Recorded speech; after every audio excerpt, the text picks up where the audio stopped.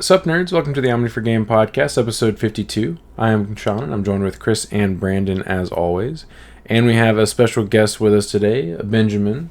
That's not his name, though. What's up, guys? This week's Omni4Game recap. Welcome to our 1-year anniversary episode. First thing, we go over our locals. Second, we go over Dallas and how that trip went for Sean, Ben, and Josh. And then we hit your guys' comment questions. So if you guys like this, make sure you like, comment, subscribe. We'll catch you in the next episode. Looking forward to another year. First topic, locals recap. Ben and I weren't there, but I'm sure Chris and Brandon have some stuff to say about it. I'm not gonna bore y'all. I'm not gonna bore y'all with my matchups. I went winless. Technically, I went winless because I'm not gonna count the bye. You had a bye, okay. With Final Cross. round of the bye. Yeah, with Cross. I just wanted to try it out and see what it was like. Nowadays, it's trash, like I've said. I feel like I could have saved you the heartache and just told you that. I know, that's what I'm saying. Cross 4 can come back and we'll be fine. That doesn't mean Cross 4 can come back, it just means it sucks. I either had really poor luck, which I do tend to have a lot of, where there were some games where I didn't open any tamers. There were some games where I opened nothing but tamers and then no pieces. It was just like really unfortunate. Like I had to scratch and claw to tie with Pulse. Like I think I only won game 2 against Robbie because he bricked. Like he at one point had to like hard play a level 5. And give me like a buttload of memory, which just allowed me to like set up and kind of do my stuff. Like I think game 1 against him, I didn't see Shoutmon at all, and that's like everyone knows who's even knows about that deck knows that that's like the best card in the deck. We're like the lower end cards. It's one that gives you rush and then does the searching, and I just never saw him. I think he checked like 2 of them out of my security, and then I just never saw the other 2. And then it was a super slow and clunky deck at points. Like I saw, I opened the best against Brandon one game, and had like the whole setup, the whole play. I had the Taiki, Shoutmon, like opening hand. I do everything. Okay, I have my whole thing, and then he goes and does his turn and puts me in the lock. If I attack, I get Omni-Aced. If I try and remove his card, I get Omni-Aced. So what am I supposed to do? Lose. The deck hard loses to any form of any form of ace. Any card it just loses so hard. Any new card that just says ace on it, it just loses to. So like I'm like for War Greymon, or I go Middle Greymon. I go turn card sideways, and he's just like. So it's like, so I lost there real hard. Like our game was like a couple minutes. It was so fast. Like I will say, I told Brandon, I was like, this is the. I go, Brandon, this is the best I've opened all night. Kudos to your deck. You literally cleared my security, and had if you had one more turn, like you probably could have lethaled me. Anyways, the other game, not so much. I think I still had like 2 securities, so it wasn't a huge deal. But you almost took a game. So I look at Brand. Yeah, thanks. So I look at Brand. I go, okay. So very calmly, I'm picking up my cards. So I go, explain to me how Shout 4 would have helped me that game. Cross 4. And he couldn't tell me. He couldn't answer me honestly. He was like, it's just a good card. I'm like, how though? Maybe it was a skill issue. Yeah, I go. So if I go shout X4 here, and I swing at you, what happens? He goes, well, I Omni-Ace you. I go, okay. So what does this solve? Because guess what I can't do? I can't material save. No. So even if I had more, I couldn't do it again. So anyways, it was just like a funny thing. And then we were. I should have just brought Ragnar Lord so Brand couldn't get the first place. Yeah, because Caleb actually brought the promos. Oh, he did. You could have played it. Yeah. Yeah, but I wanted to mess around with Cross. That's okay. Also, I do think I played the Ragnar Lord matchup last week, super poorly. I think I actually probably could take that matchup if I actually understood what the cards did. Yeah. Because I didn't realize the Briar's protection was only during my turn. So I thought that entire time I couldn't ace him. Oh, okay. But then I'm sitting there like, oh my god, that's why Paladin is such a good card in that matchup. So I'm pretty sure I fumbled the bag hard in that matchup. Like I kind of want to look at the footage just so I could be like, okay, I messed that up. Okay, I messed that up. That's just, it's one of those things where you don't know the cards, so you walk face first into their stuff. It's a massive advantage playing something unusual. Yeah. We'll talk about that later. So, we ended up doing 4 rounds, even though Brandon killed the child. I pray that Will is still alive out there. Will was in the middle of a match against Caleb, and I'm not sure exactly what was happening because story real quick. I was table over, and all I see is Brandon shouting at Will, doing the Shia LaBeouf, just do it, just do it. Dude, he had lethal on board. I couldn't do anything during the turn, but like he had lethal on board. Yeah, it wasn't Brandon being like a dick or anything like that, mean. But I guess Will got so into his head about everything and what was happening because obviously Brandon could see something that he couldn't. Mm-hmm. So it literally gave Will an anxiety attack. And he forgot his med. He didn't have his medication on him, so he had to leave. He had to go home, to get his meds. I think he had his mother. And we had another guy there, Dante, who was just playing I think he was just playing like the Bunnies starter deck. Yeah, basically just 2 of the advanced decks put together. Yeah, he's been there once before. Which one was he? That name sounds familiar. Bigger guy. It's hard to explain. Where did he play the last time he was there? Do you remember? The same deck. Yeah, he had just like a plain purple mat. Okay, I must not have played against him. Yeah, I think he said he's only come once before. So Dante basically didn't get to play round 3, which I was the only one that really, Brandon was like, who wants to play round 4? And I was like, I know I'm going to get the bye, so I don't even care. So you guys go ahead because Dante didn't get to play a round before that because Will left. So we ended up doing the 4th round. So. Yeah, so Chris went 0-3 with a bye. Uh-huh. Yeah. Which I'm not gonna lie. No, I didn't go 0-3. I had a tie. You went 1-2-1. Oh, you tied with Pulsar. That's right. You went 0-1-2 if you don't count the bye. Mm-hmm. Nah, the buys are last, Brandon. Yeah, buys are. Ties are last. You mean?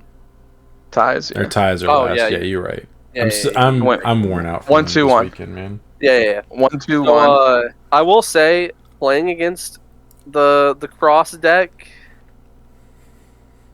I'm not saying Crossboard could maybe come back because Ace cards exist. I mean, we don't know. Chris's list could have just been hot garbage. They're also about to come out with a whole new line of support for it. Yeah, we need to do the Beyond Broken, and Cross needs to be the deck we do. Yeah, we'll do that. I want to do the Melbourne one first, but we can do the Cross one. If it still sucks, I'll eat my words and say that it needs to come off the list, but I'm skeptical. If you do not see Taiki or that white tamer, the deck cannot function. So if you don't see 2 4-ofs? Yeah. How many of the white Taiki were you playing? 3. Okay, well, it sounds like you need to play 4, my guy. It doesn't. If I don't see this card, I can't play the game. How many are you playing? Taiki's not more the important. maximum limit. You still have to take several turns to set up tamers. Like you have to have those set up. Are you not playing King version? Yeah, I'm playing King. The one that plays them out for free? Yeah. How many? Like 2. The list is tight. Okay. Okay. The list is tight. Okay. It doesn't matter if I don't see the tamers. Chris's list is officially scuffed. I don't need to hear about anything else. No more ratios. The World Championship list played 0. What do you mean? That was before that card got printed. Close to that. No, it wasn't. He either played 0 or 1. I'm telling y'all. That card, yes, it plays the tamer for free, but like it's not that great. You still have to see it. Wasn't Hunter's BT12? Yeah, you're right. Yeah, I don't think it had been printed yet. Yeah. Because it was BT11. But yeah, the finals. I think the finals was BT11. Yeah, it wasn't printed yet, my dude. That's a 4 of. No, it's not a 4 of. I don't know ratio. You just got to work with it. That's one. It plays your tamers for free. If you see them. But your tamers also plays Digimon for free, so. Bruh. You kind of get 2 for 1, no matter how you do it. Okay. Hold on, what tamer plays it for free? Or is it your level 4s? Or is it your level 4s play your tamers for free? One of them. No, the king version tamers, is what plays the tamer. The tamers play out the tamers that play the Digimon. Yeah. Oh yeah. The tamers play out the Digimon, or they gain memory or whatever. King version plays tamers. The green one plays the Ballistamon, and then is in my opinion, the second best tamer, which I think everyone agrees with. And then you can tap that one when you do an on play to gain the memory. The yellow one plays the Derulo, which and then when you on play something, you tap that one, you get a draw card. Yeah. You also the red one can't do that. The red one can't play the Shoutmon. The red one's the Searcher, that's why that's the best one. And it allows you to add a card and tuck something underneath it. That's why I'm saying that's the most important one, obviously. And then the Shoutmon is also the Searcher. When you on play, you reveal some and then get to basically do the same thing. I will say the King version.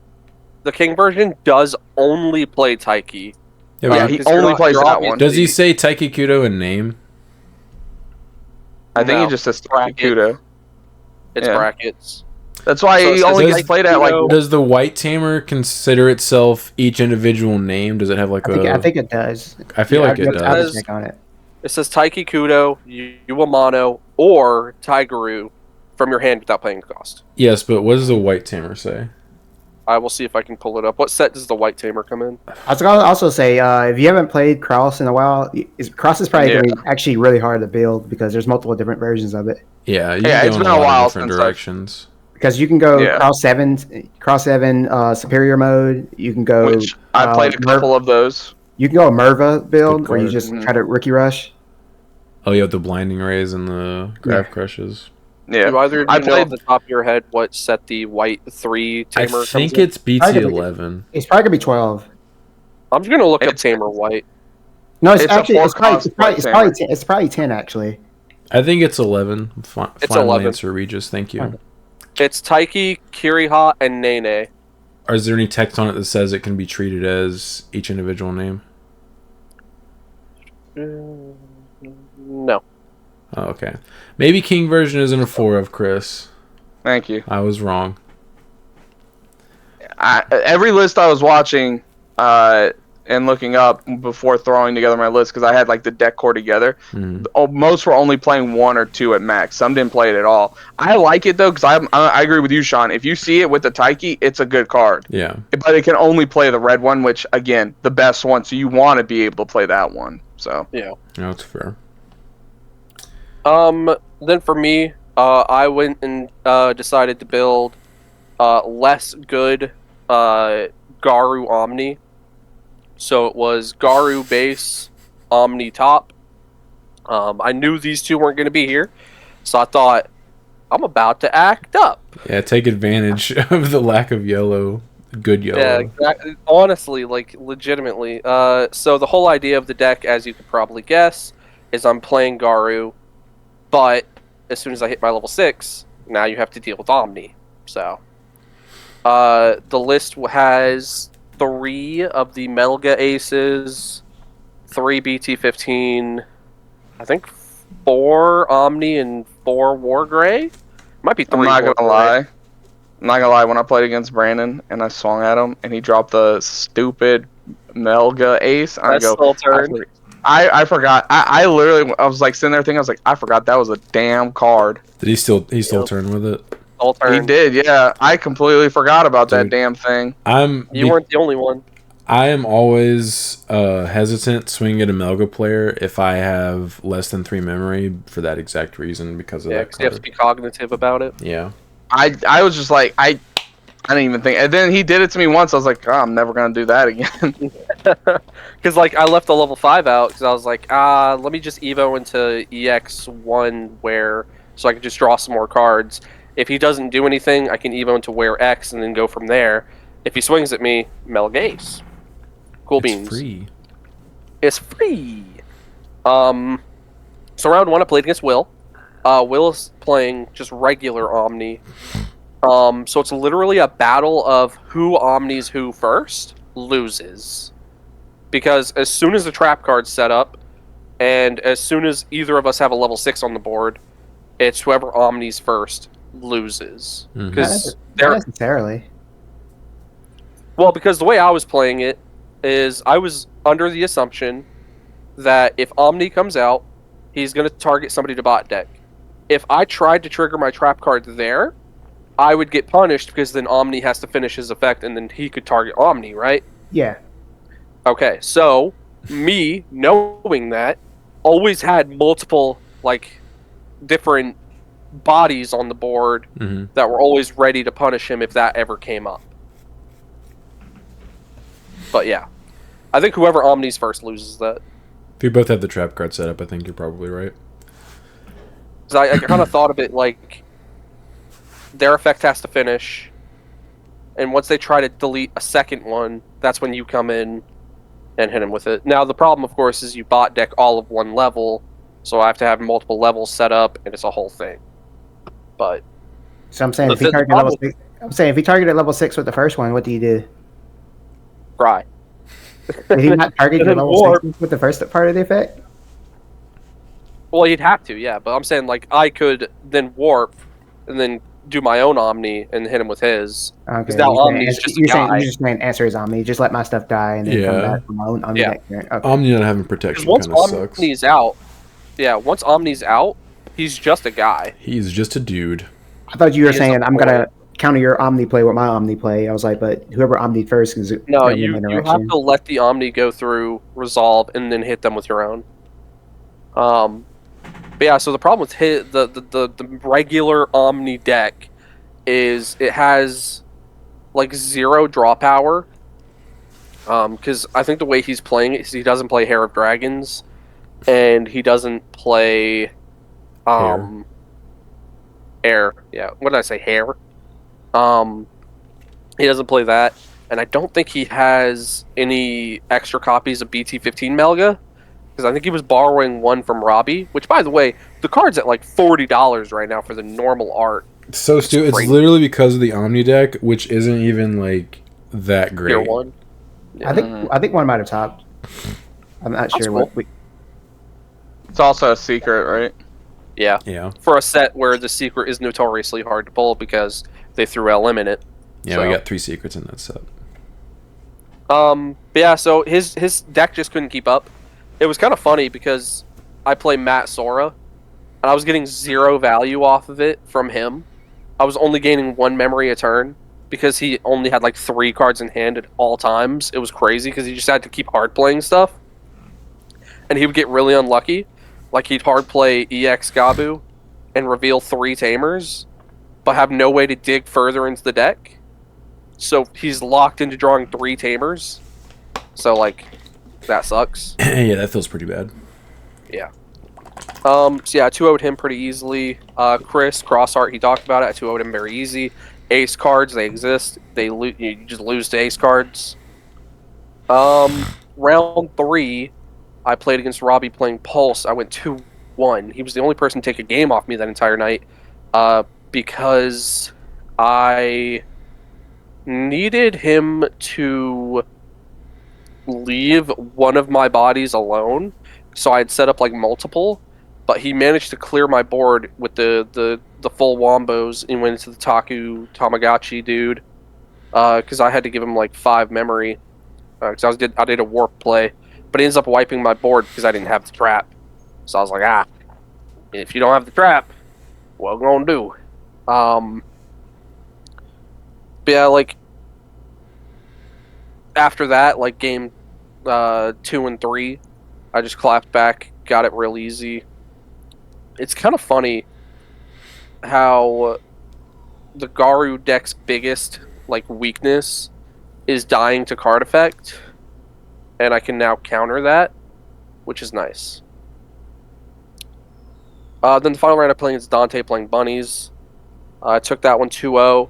The Mega Gargo, of course, is still super annoying, especially comboed with the Rapid Mon, because he would just hard play the Rapid Mon and tell me to come at him, and I'm like, I'm not doing it. I'm not getting Mega Gargoed, especially since the Mega Gargo can basically shut my Omni off entirely because I can just not Digivolve. So that, Rapid Mon is so good. Yeah, right? Especially since, isn't it an on-play, right? Yeah, it's on-play when Digivolving. Oh, you're talking about the level 5. Okay. Yeah, level 5. He did walk into the Ace Melga as well. He swung at me. He was going to try to delete my level 5, and I was just like, that's stupid card. That's the wrong number. Yeah, so managed to get that 2-0 as well. I got first, undefeated. I am the king. And I have to humbly apologize to all of our viewers out there. Sean made us lie to all of you about what he's been playing for these past couple weeks. He's been torturing us. Him and Ben playing 3 Great Angels. It's been awful. Technically, it wasn't been terrible. It's been terrible. It's been awful. It is. Y'all don't understand trying to deal with a Diminimon next to an Angelmon. Y'all don't understand. We were basically crash test dummies. I will say, I'm really excited to see mine and Ben's match from last week, because I think that's a really good showcase match, both for his deck and the Ancient Omni deck that I was playing. I'll review it and see if I can do that. Yeah, because I know a lot of people are asking for the Ancient Omni gameplay, but I know mine and Ben's match was really good. Okay. So, yeah, Ben and I have been labbing Angels for the past, like, almost month now. And basically since the ban list. Yeah, since the ban list. Ben tested it first, and I tested against it. I actually said on the pod that I think everybody's going to transition to, like, Angels. And you're like, and you scoffed at it. I was like, it's stupid, Ben. You're so dumb. And you play it, Sean it's goes, like Magna X all over again. Wait a minute. Yeah, Sean goes, wait, a lock? Where my opponent can't interact with my stuff? I was like, wait, your whole field is Magna X? You know what? I'll give it this, though. I'll give it this. At least Digivolve works on it. You know what I mean? Like, yeah, it actually loses to 2 forms of removal, whereas Magna X like doesn't. Didn't. Which Magna again, one form of removal. Yeah, Magna X I think would have been a little bit more balanced if it could have been affected by like maybe one other thing other than premium DP reduction. But yeah, at least Minimon is the lock is affected by Digivolve, but it is, but it's a lot more widespread. Yeah. It doesn't take as long to kill your opponent. It's a lot more oppressive in my opinion. Right. Because you don't lose to LOL, I can't be blocked cards. Because you just blow those cards out of the water. Sean's biggest nightmare. Bro, oh my god. I don't know if you've seen it, but my new favorite card has been printed for BT19, and it's Sean's least favorite card now. Oh, you haven't seen it? We're getting a new plugin. Oh. It's called Red Card. What's it kind of do? like how we have Blue Card. Is it the one that turned off when Digivolving effects? No, it's a it's a 2-cost red option. If you have a tamer, ignore the cost or the color requirement. Main, one of your Digimon is unaffected by the effects of your opponent's option cards and can't have its DP reduced until the end of your opponent's turn. Oh, hey, yeah. Another card. Let's go. You can just turn off... I'm really excited to de-evo you with my Shadow Seraphimon that we'll have by then. Shut up!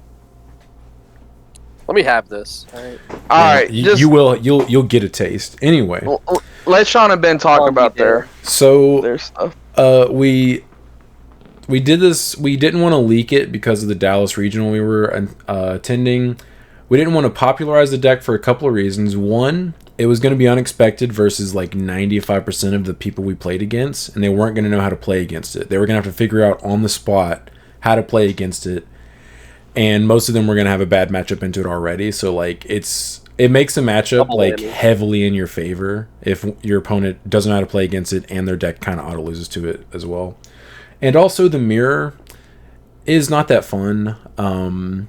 It's a lot of back and forth because all your removals DP reduction for the most part, so like you're just nuking each other's board every other turn.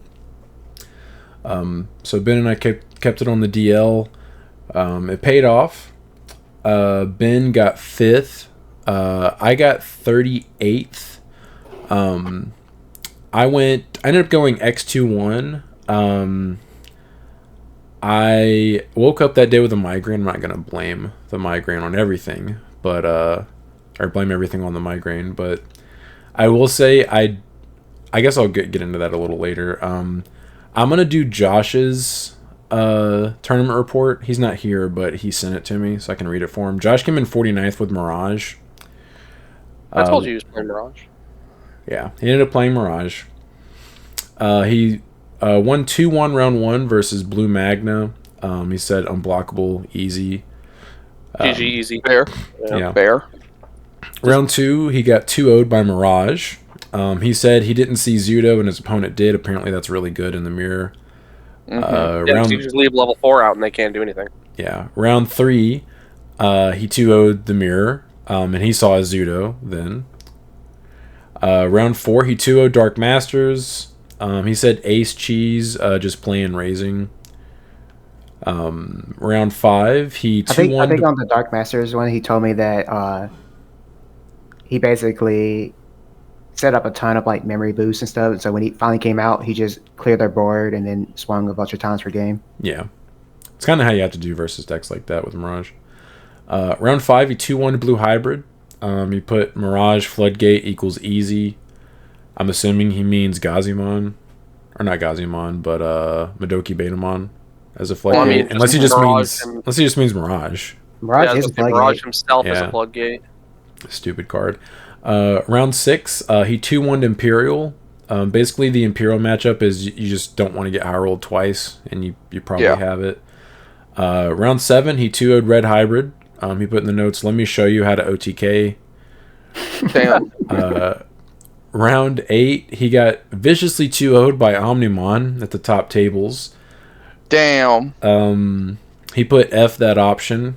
Apparently that's what he lost to, because like if they see it, it's like Sean said. If there's no real play around. When Omni is just playing its game, it's like a tier 2 deck. The moment they have set up with the option, it's an S tier deck. Yes, the option turns it into an S tier deck. Yeah, there's no play around. What are you supposed to do? Just not attack? You can't play the game. Like there's no interaction. Like what am I supposed? What can anyone do? Him and his opponent got deck checked after that round, and round 9 he played against Dex. He said it's a really easy matchup because he understands the matchup, and he won game 1 very easily, and then games 2 and 3 he never saw level 4 literally ever. And he said he blames the deck check that he just like his stuff was just super clumped. Organized. So he ended up going X3 and coming in 49th, like I said. Damn, that sucks. I love hearing people rep Omni. Love that. Yeah, he's a fan of the channel. He actually came up to me I think after the last round and said something, and I was like, "Oh, you're the guy that just thrashed Josh in the top tables earlier, right?" And he's like, "Yep." Sick. Love that. Omni is my favorite deck core to come out of this last set. It's so good. Yeah, and then my tournament report. As I said, I woke up with a migraine. I made the mistake of not packing aspirin, which is the only thing that really helps my migraines. So I was struggling with a migraine all day Saturday. For those of you that came up to me, you probably couldn't tell, but I wasn't. My head did not feel good most of the day. Also, I'm going to post my deck profile. I think it's probably going to go live Friday, sooner if you're a channel member. My deck list is about 15 cards different from Ben's. Like, we have very different approaches to how to build the Angel deck. And we both insist that ours is better. So round y'all don't now. Y'all don't get to see the interactions between these two. It's so funny. Ben will come up to Sean and be like, Sean, how do you feel? And Brandon's the exact same. Sean, how do you feel about this card? Sean gives the answer. Yeah, but I don't like that. And it's like, why'd you just wanted to hear my opinion? Yeah. Like, well, because, all right, I think me and Ben can agree. When you bring an idea to somebody, it's not that you're willing to be swayed. It's you want them to try to talk you out of it and make you come up with why you actually believe it's a good play. So funny just watching Sean and Ben Josh, talk. Josh had to hear me and Ben have like the same discussion like multiple times over the weekend because we would like get on the subject and we would both have the same points back and forth, and he's like, you guys have the same argument, like go through the same points every single time. But round one I played against Luga. Game one I got out super early and I don't think she was gonna have a chance of winning that. Game two, she actually had an opening where she could have OTK'd me, but both games, it was only for like a turn, but both games, because that deck has access to DP reduction, they can out your Dom and then like pop off on your board and potentially lethal you through like a board. But both games, she was only playing 3 Kazuchis, and she revealed a Kazuchi off of a search, like turn 1 or turn 2, both games. And she couldn't add it off of the either search. It was like one was a Tyranno and I think one was like a Wisdom Training. And at the end of each game, she flipped her deck over and all 3 of them were just holding hands at the bottom of the deck. So she never saw combo. And that's why Ben plays 4. Yep, that's exactly why Ben plays 4. So that was like, even if I had opened super poorly game 1 and took me a while to do stuff game 2, it was basically free because of her just never seeing the combo piece. Yeah, she was just not able to fully pop off. Yeah. Round 2, played against Dia, which is actually one of the matchups that has access to D-Evo and quite a bit of it, so they can interact with your board favorably. We had started testing that matchup because of it being kind of scary, because when decks can interact with your board, it's actually really, really bad because you actually do have Ace Overflow on most of your stacks. So like when they can do stuff. Go ahead. Yeah, I was going to say, when they penetrate your wall comes crumbling down. Yeah, and they get a whole bunch of extra memory from it. Also, Sean, when I'm talking about decks, I was like, yeah, I think Dia's a bad matchup. He's like, Dia's not a deck. And then I played it against him one time. He's like, okay, but I'm just going to do this now. I'm going to play this card now. Yes. He has like a really big confidence about a deck until he actually experiences it. He's like, you know what? I might have to respect that a little bit. In my defense, I've played in several formats where people tried to cope with Dia, and I watched them just lose to themselves over and over. So it took me actually seeing the deck built recently to actually be like, oh, I guess if they do see their stuff, they can do strong plays. Yeah, it used to be, oh, I didn't see errata, guess I lose. Nowadays, I didn't see errata. It kind of still is like that. It still is. But at least they have some play lines now that aren't just like so focused on having one tamer out. Yeah, you still want that one tamer. You still want it. Yeah, it's extra. It's so plus. But it is a deck you have to respect with Angels because they can de-evo your Dom, and then once that happens, they can do whatever they want to your board. Having said that, absolutely dunked on him. Won game 1 very easily. Game 2, he ended up in one favorable position, and it was... He ended up, like, popping a couple things on my field, and he had, like, Ace Dia out with a token with an Armageddon, and I believe I Edamon Valked his Dia and just blew it up. And then I stole turn from him, and then I won from there. So I ended up winning that 2-0. Round 3 played against Jessmon, which was interesting. I won that very easily. That was most of these people, like my round 1 opponent said she'd played against it, but round 2 and round 3 I don't think had any idea. It was like their first time seeing the deck and like what it did. And just one is red. Red can't really interact with the Minimon. Like I don't think they have access to anything. Red has to attack. Yeah, they have to swing at you, and you're like, cool. I too being dead now. Yeah, I too owed him. Having Pillamon in the deck also really helps because like anytime he was like, it looked like he may have been able to promote to like do stuff. I was just like, okay, play Pillamon your turn. There was one point in one game where he got a GX on the field that he tucked a Magnamon X underneath, so it was immune. So I was like, cool, Edamon, your GX, and then I Valked it and then blew it up, and I was like, nice GX, Edamon Valk. And then he just lost from there. Round 4, I played against Ancient Garu. Game 1, he got out ahead of me super quick and just killed me before I got a chance to see my stuff, which can happen versus aggro decks like that. That's like the one weakness versus decks that normally can't really interact with you. Game 2, I ended up winning. And I had seen Heaven's Judgments revealed off of searches in Game 2, so I was like, oh no, he's playing Heaven's Judgment. Like, that's not good for me. That's a really good card versus me. Mm-hmm. And Game 3 I actually had lethal on my field. Like, I had like a crazy board.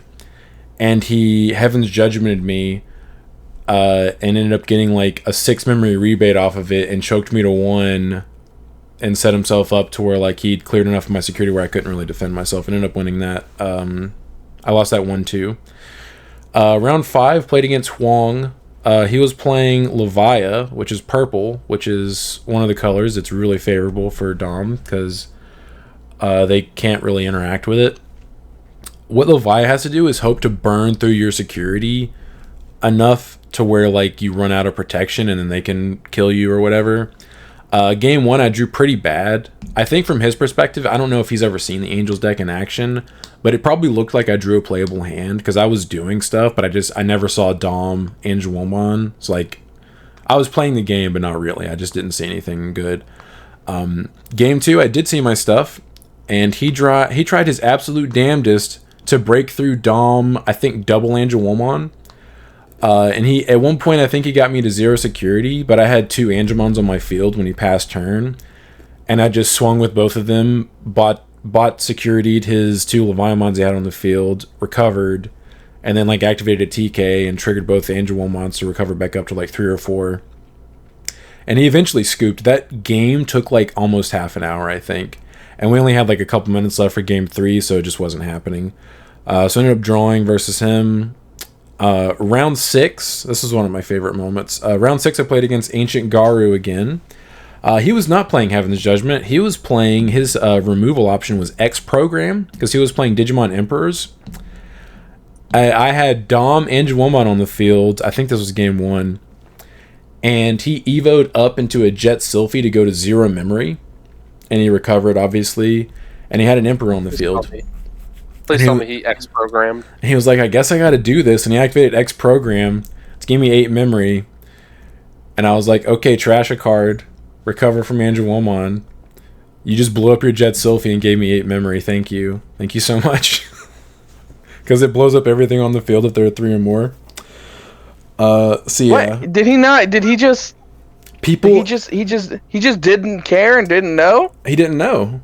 That's the advantage of playing a deck that people aren't familiar with, is like them having to figure out in the moment how to go against your deck is really bad.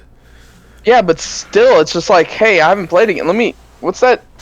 Oh, shoot. I had people read it multiple times and still misplay into it. And still just don't care. Yeah. It's not that they don't care. They just don't quite understand it, how the interaction works. I also don't know how it came up with Shine.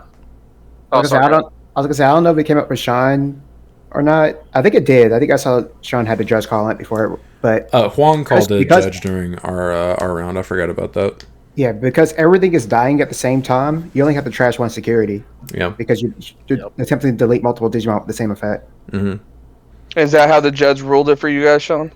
Huang asked about Leviamon interaction with Dom Angelomon, and the judge told you trashed 2 cards in that scenario, and the judge told him that.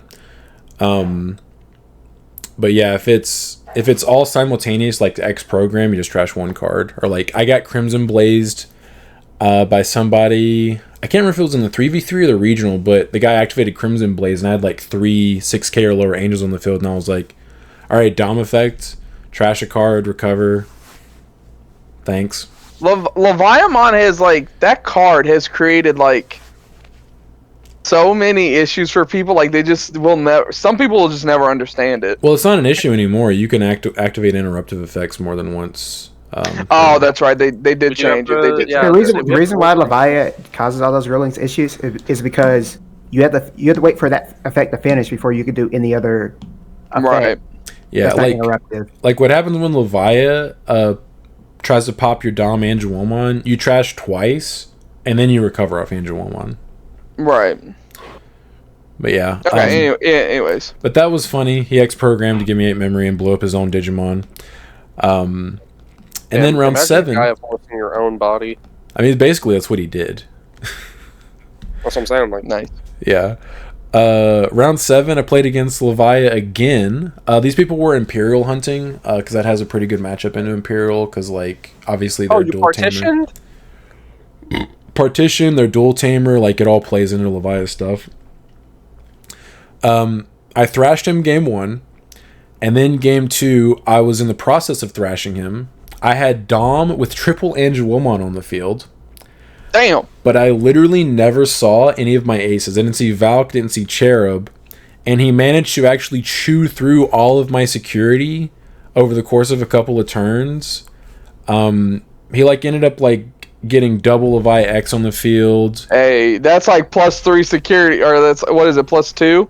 I think they're 3 checks apiece. Yeah, 3 check. That'll do it. But in addition to them trying to pop me as well, so like that was chewing through my security and recovery, and then he swung with both of them. I ended up winning that game because I just did. If I had any of my aces, I would have been fine that turn. I just would have won the match easily. But I just never saw one. And then game 3, I will chalk this up to my migraine. I literally just handed him a free Levi X with 0 security, because I deliberately Dom Angelomon when he had the Biting Crush on the field with a Levi X, and like 2 of the 7th Lightnings in his trash. Oh. And I literally just didn't bother looking at his trash, because I was like, Levi is not a big deal. I just didn't even look at his trash. But he burnt all my security before I even passed turn. Then I was like, okay, I just lose here. And I could have done so many different things that turn instead of just giving that to him for free, basically. So I punted versus that matchup, which should be free. And then round 8, played against Imperial. That matchup is pretty easy as long as they don't high roll kill you on like turn 2 to 3. The worst thing they can possibly do is suspend and stun your board, but they still can't swing at you because they risk running into aces. And Ben's playing Ophani Cherub. I'm playing Cherub Valk. And Valk is really bad for them, because even if they partition, it still kills everything. So it basically just turn skips them. I ended up winning that 2-0. That was very easy. He didn't high roll me, so I just killed him. Round 9, played against a Magnamon Armor player. Also, we have a favorable matchup into that because we have Premium DP Reduction, which is the answer to Magna. Game 1, I burned through 3 of his Magnas while just slowly widening my board.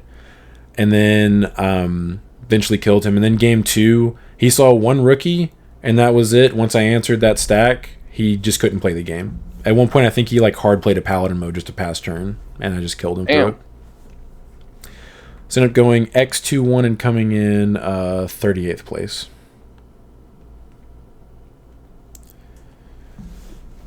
All right, Ben, your turn. Ben. Alrighty.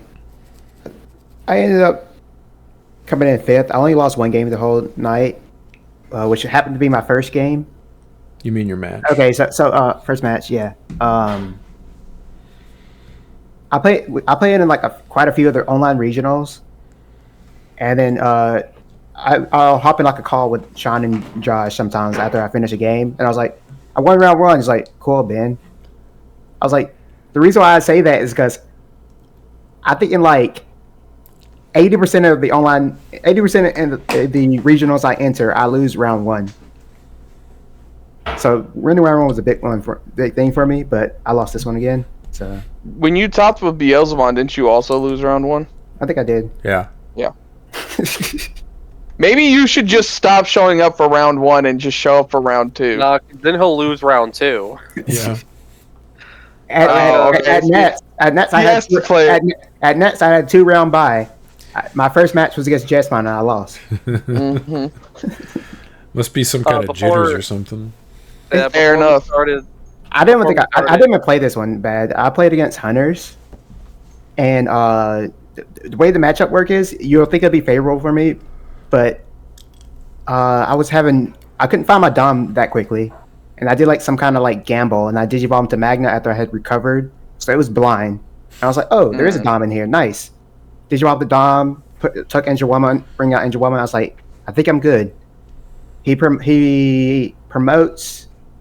It digivolves into Toramon and says, digivolve your Dominimon. I was like, well, there goes my board. Yep. And then he answers my board there, and I couldn't get pressure back. Game 2, I won. I had established pretty well, and I finished the game with Ruin mode, so he couldn't like do anything the next turn. So next turn I came out and I was able to kill him the turn after that. This guy is really good, who I played against, because he ended up being X3 throughout the entire tournament. Hey, yeah, he's got to be if you're playing Hunters still. Like, if you're still playing Hunters this late, you're like committed to the deck. You better know the ins and outs. Like, I think if he won his last round, he would have top 16. Because he was later, because we were sitting beside each other in one match, and he lost the match, so that put him X2. But he saw that I had Digivolved into Ruin mode. He's like, I should have saved my Dracmon. So game 3, like when he had potential lethal pressure, he Digivolved the Dracmon in the back and Digivolved Dame on top of it. And so I was like, I wanted to pass turn with Ruin mode, but I was like, I can't do that because if I do this, he'll just promote at 1k, Digivolve into Superior mode, tuck in the jamming, and then swing twice for game. Did you need to Ruin mode him in game 2? Or are we just trying to be as safe as possible? I had the rim on him. I couldn't kill him. If he can bring out a rookie, what has Rush? Hunters has Rush. I know. I was just asking. I was curious if somehow if you could conceal that information, it would have benefited you game 3. Hide the Ruin mode until the final game. Yeah. What if you had to do it? I don't think I could have done that. So it was like a really well played match, and he played well and beat me. Game 2, I ended up actually playing Risu the Swirl. Oh, that's right. Okay. Yeah, me and Josh walked up. Yep. He's actually a really cool dude. We had fun. I talked to him out pretty much for like the rest of the match or rest of the tournament. Like he came up every now and then. He was like, "How you doing now?" I was like, "I'm still X1." I was like, "Cool, keep it up." But he was playing Ancient Garurumon. He was playing a blue base, so he was doing some pretty cool stuff there. It's just that my deck has a favorable interaction with it because of how Dom works. Like you attempt to bounce me, you can say, but I just trash securities. It's an auto win and stay alive. Yeah, I find it kind of surprising that I was ever even able to take games off you guys. The only reason I think that worked is because I was playing the Omni top end, and I could force you guys to burn multiple security back to back to back. That is why. It's Ancient Omni has the ability to burn through more security than regular hybrid does. Yeah, the Ancient regular stack deck, just you're burning one. It also feels like you have access to a ton more memory in the Ancient Omni deck. Yeah. And how are you getting 2? You're getting the 1 from the... Because you're not going to be able to bounce them. If they have a rookie on the field with a Koromon, they can make you add a security to hand. Oh, we're talking about blue base, though, right? Oh, true. Yes, you have an even better matchup into the blue base. What was that? We're talking about the blue base of Ancient, right? Yeah. Okay. He was thinking like if he played the red base, he had a more favorable matchup. Ever so slightly. I'm not sure if either one. Unless they're playing Heaven's Judgment, it's basically free if they don't kill you. I'm saying in general, I don't know if either one is distinctly better than the other one. I think they're pretty similar in power level. Oh, I was just talking about end to Dom. Like, I think end to Dom, unless they're playing HJ, if they don't kill you on, like, turn 3, they lose. HJ is such a good card. I love that card. It is. I end up, Anyway, so go ahead, Sean. I end up 2-0 that matchup. Round 3, I played the bye. Or I didn't play a bye. That's right. My opponent didn't show up. So Josh wanted me to say Ben got a Mickey Mouse win round 3 because his opponent didn't show up. Fair enough. So he got a nice just hour to chill. I think he bought like a pizza or something. I almost bricked my phone trying to do the metaverse, trying to get my last few points for the scavenger hunt. Yeah, he just got to relax. What I would have done to get a bye. But anyway. Or maybe you should have lost more. I should have lost round 1. I think that was my mistake. Now I have to look to see how the rest of these went because I can't remember.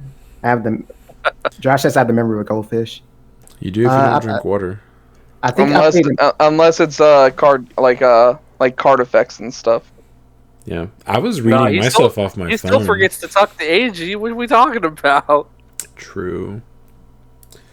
I think next I played Imperial. My 2-0 this Imperial player. I don't think he had like the optimum like hands, but either way, I think one time he attacked me. He attacked to one of my Digimon.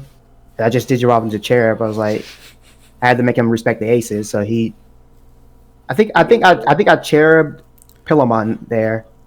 Because I remember now. Game 1, I saw both of my Pillowmons. So I think I hard played the first Pillowmon, and he ended up like hard Digivolving into Peldramon and suspending everything and just attacking 2 rookies. So he cleared that Pillowmon that way. But then the next turn, I came out and I did Dom to clear his board. And I think I didn't have the pillow there, but I cleared his board. I guess he still had the... I think I Dom Angel Woman. I think Dom ended up finishing off the Peldra, and then Angel Woman killed one of the force that came off of it. Mm-hmm. And somehow that's how I passed turn. The next turn when he attacked me, I Digivolved. Even with no swords, even while suspended, you can still play versus Imperial, even though you can't unsuspend. But I ended up Cherub into the second pillow in my hand, so that he couldn't partition off of the second Peldramon. So I just had to play a waiting game after that, and then he didn't have enough to recover after that. Even though I think I ended up giving him like 6 memory. I think he needed one. He needed both his rookies, but he Digivolved one in back, so he couldn't he couldn't get to another Peldramon. The next game I saw Pillamon again, and more of the same thing. I honestly don't remember how all the game went, but I remember he hard dropped the Mega at one point with the option, and I just made sure before I swung, I was just like, hard play Cherub minus 16. So even if he gave me 10 memory, so I was like, hard play Cherub minus 16 to that Digimon, just to eliminate any possibility of Paladin doing anything, which he wouldn't do anything in the first place. Mm-hmm. Disrupt your sources are like cool. He went to the OG Paladin, so he would have attempted to bottom deck all my stuff, but I just trash one security and I protect everything. Oh, the white one? Yeah. Oh, that's the hilarious. OG? Yeah. Like the secret? Yeah, like, the white one. Yeah, the OG. What? After he's that, in a tough spot. After that game, I played against an Agumon type deck. How is that so far up? Free. Free. It was actually really cool what he was doing. He was using Skull. Yeah. Sure it was. It was sick, wasn't it?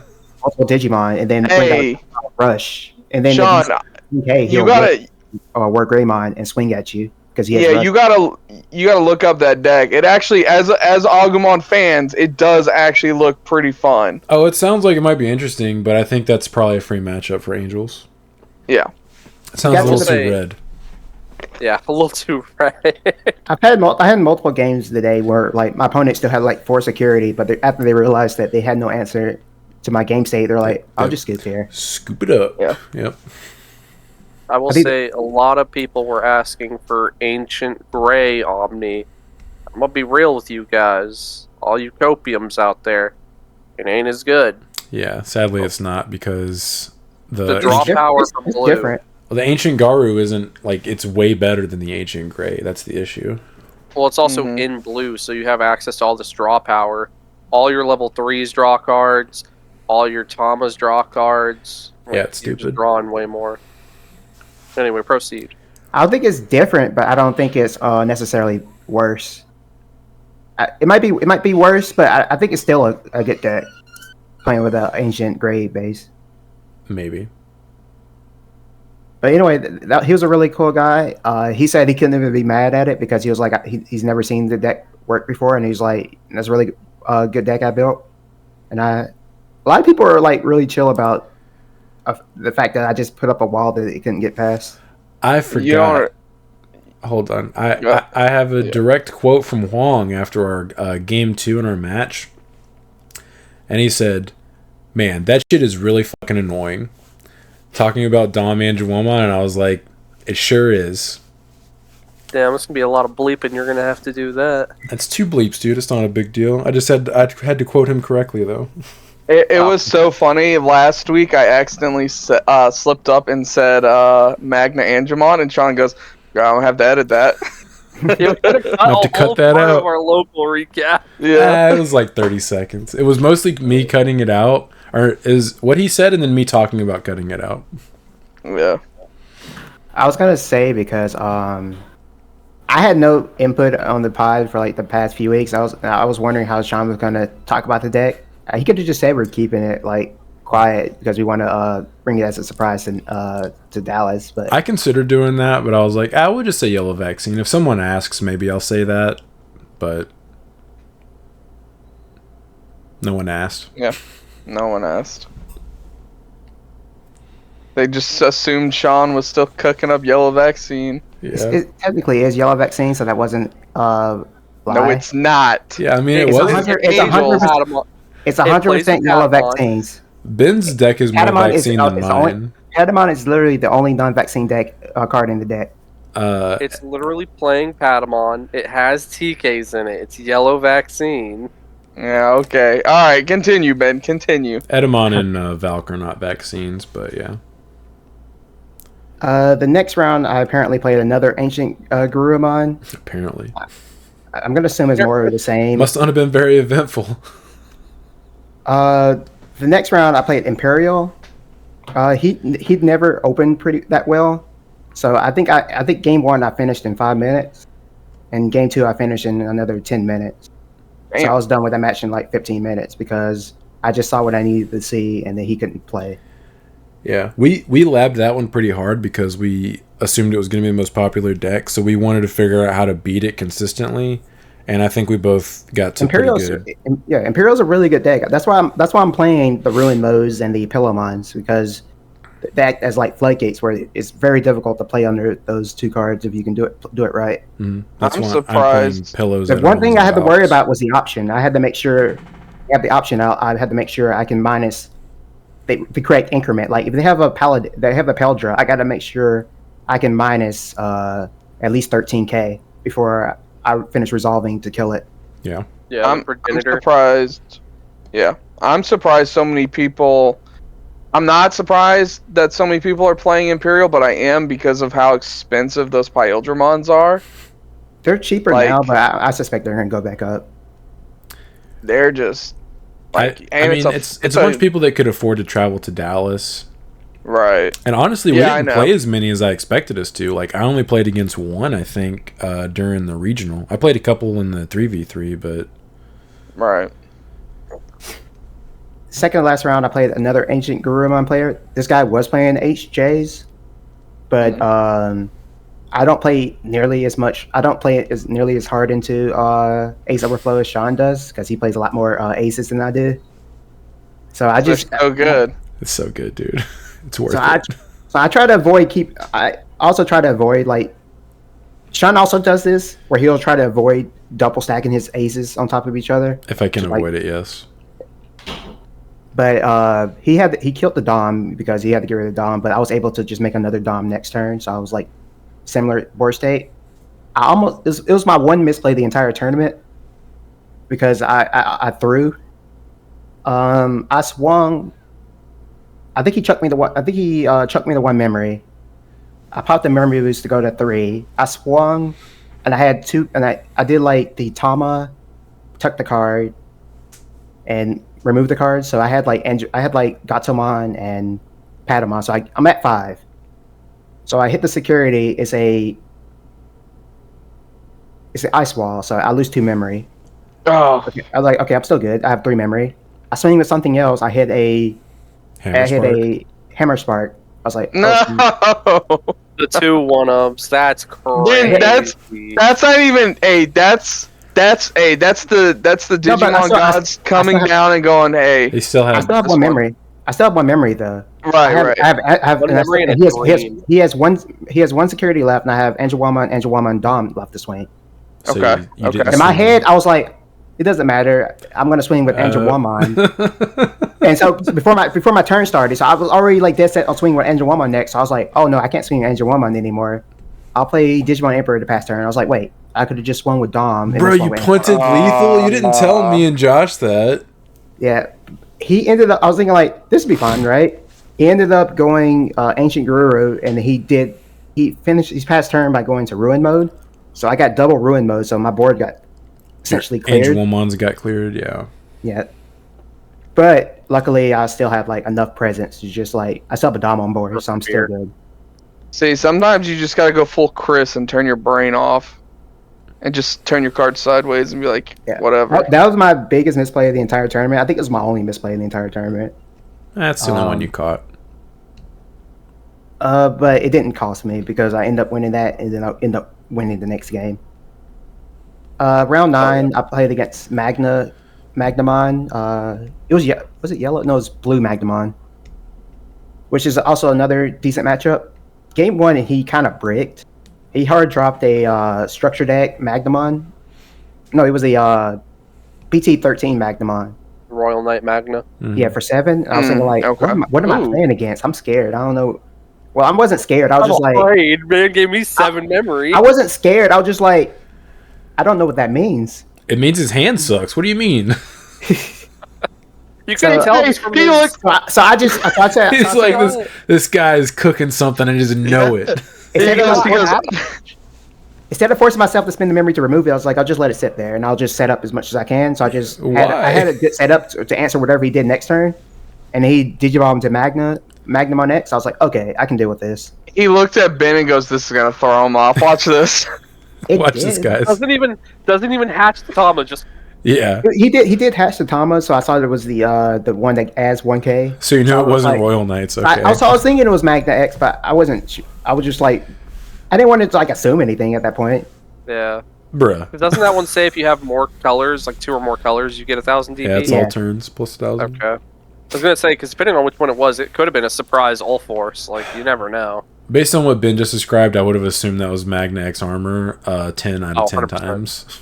Yeah. I was thinking that might have been what it was, but I just wanted to, instead of forcing myself to remove that card, because I was like, what if he just like has an answer to something I place on the board to remove it?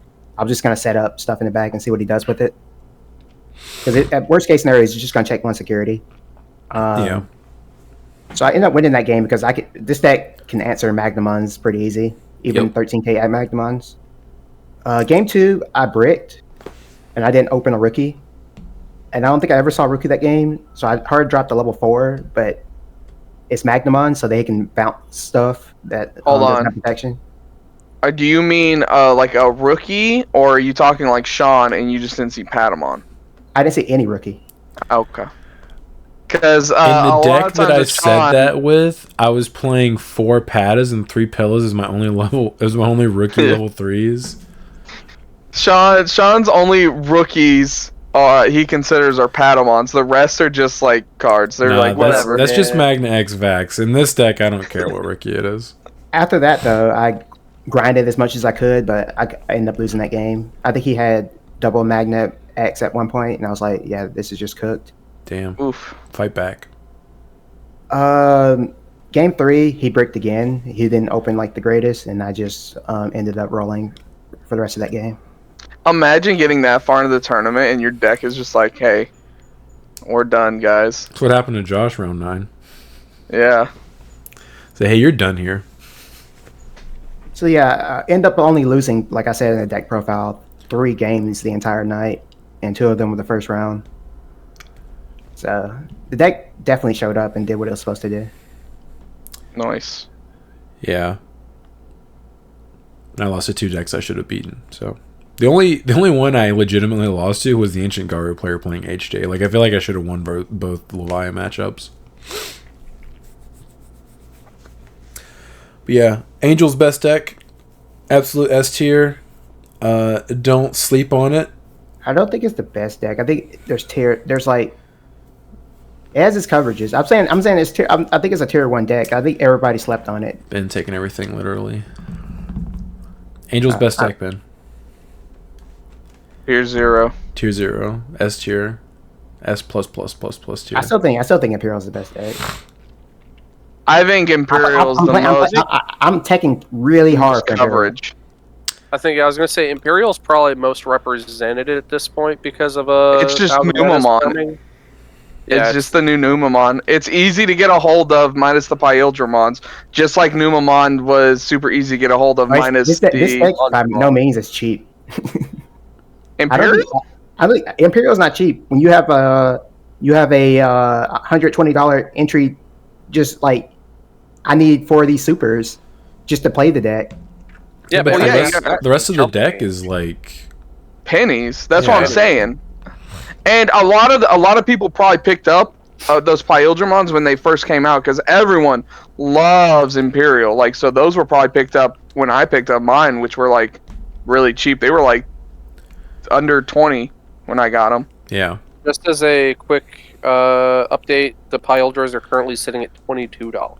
Nice. Oh, okay, so see, not Warmonzimon, but Monzimon was sitting around that when Numamon was at its height.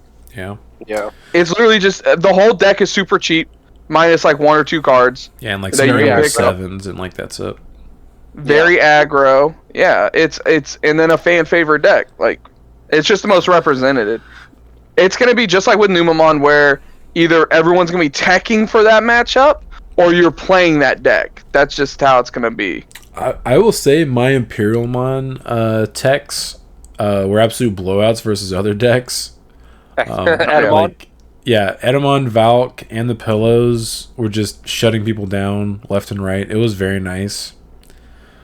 Edamon said step up, bruh. Yeah. You won't. Don basically likes to, the way he likes to play Digimon is like, he's like, I get to play. You playing Digimon. You don't get to play. Alright, you watch me play, you sit there and enjoy watching me put stuff on board. Hey, the goal of any card game is to figure out how to do the most unfair stuff possible within the rules of the game. If you didn't figure out how to do that, that's on you. So did you guys want to talk about your 3v3s? Yeah, so... Just go over them. So the 3v3s, we entered This pod... is next day, by the way. Do what? This is like the next day. Yeah. Hold on, everybody's lagging. I don't know if it's my It might internet. just be you. It might be. Am I lagging on y'all's end? No, everyone's fine on mine. Okay. So the 3v... We did this regional Saturday. The 3v3 was Sunday. Oh, also, I forgot to mention, it was a 10-hour drive to Texas. And I drove the whole way. Did you one-shot it? Just one go? I mean, we stopped to... We had to stop for me to pee 2 times in the first hour. Because I take a bunch of caffeine when I wake up.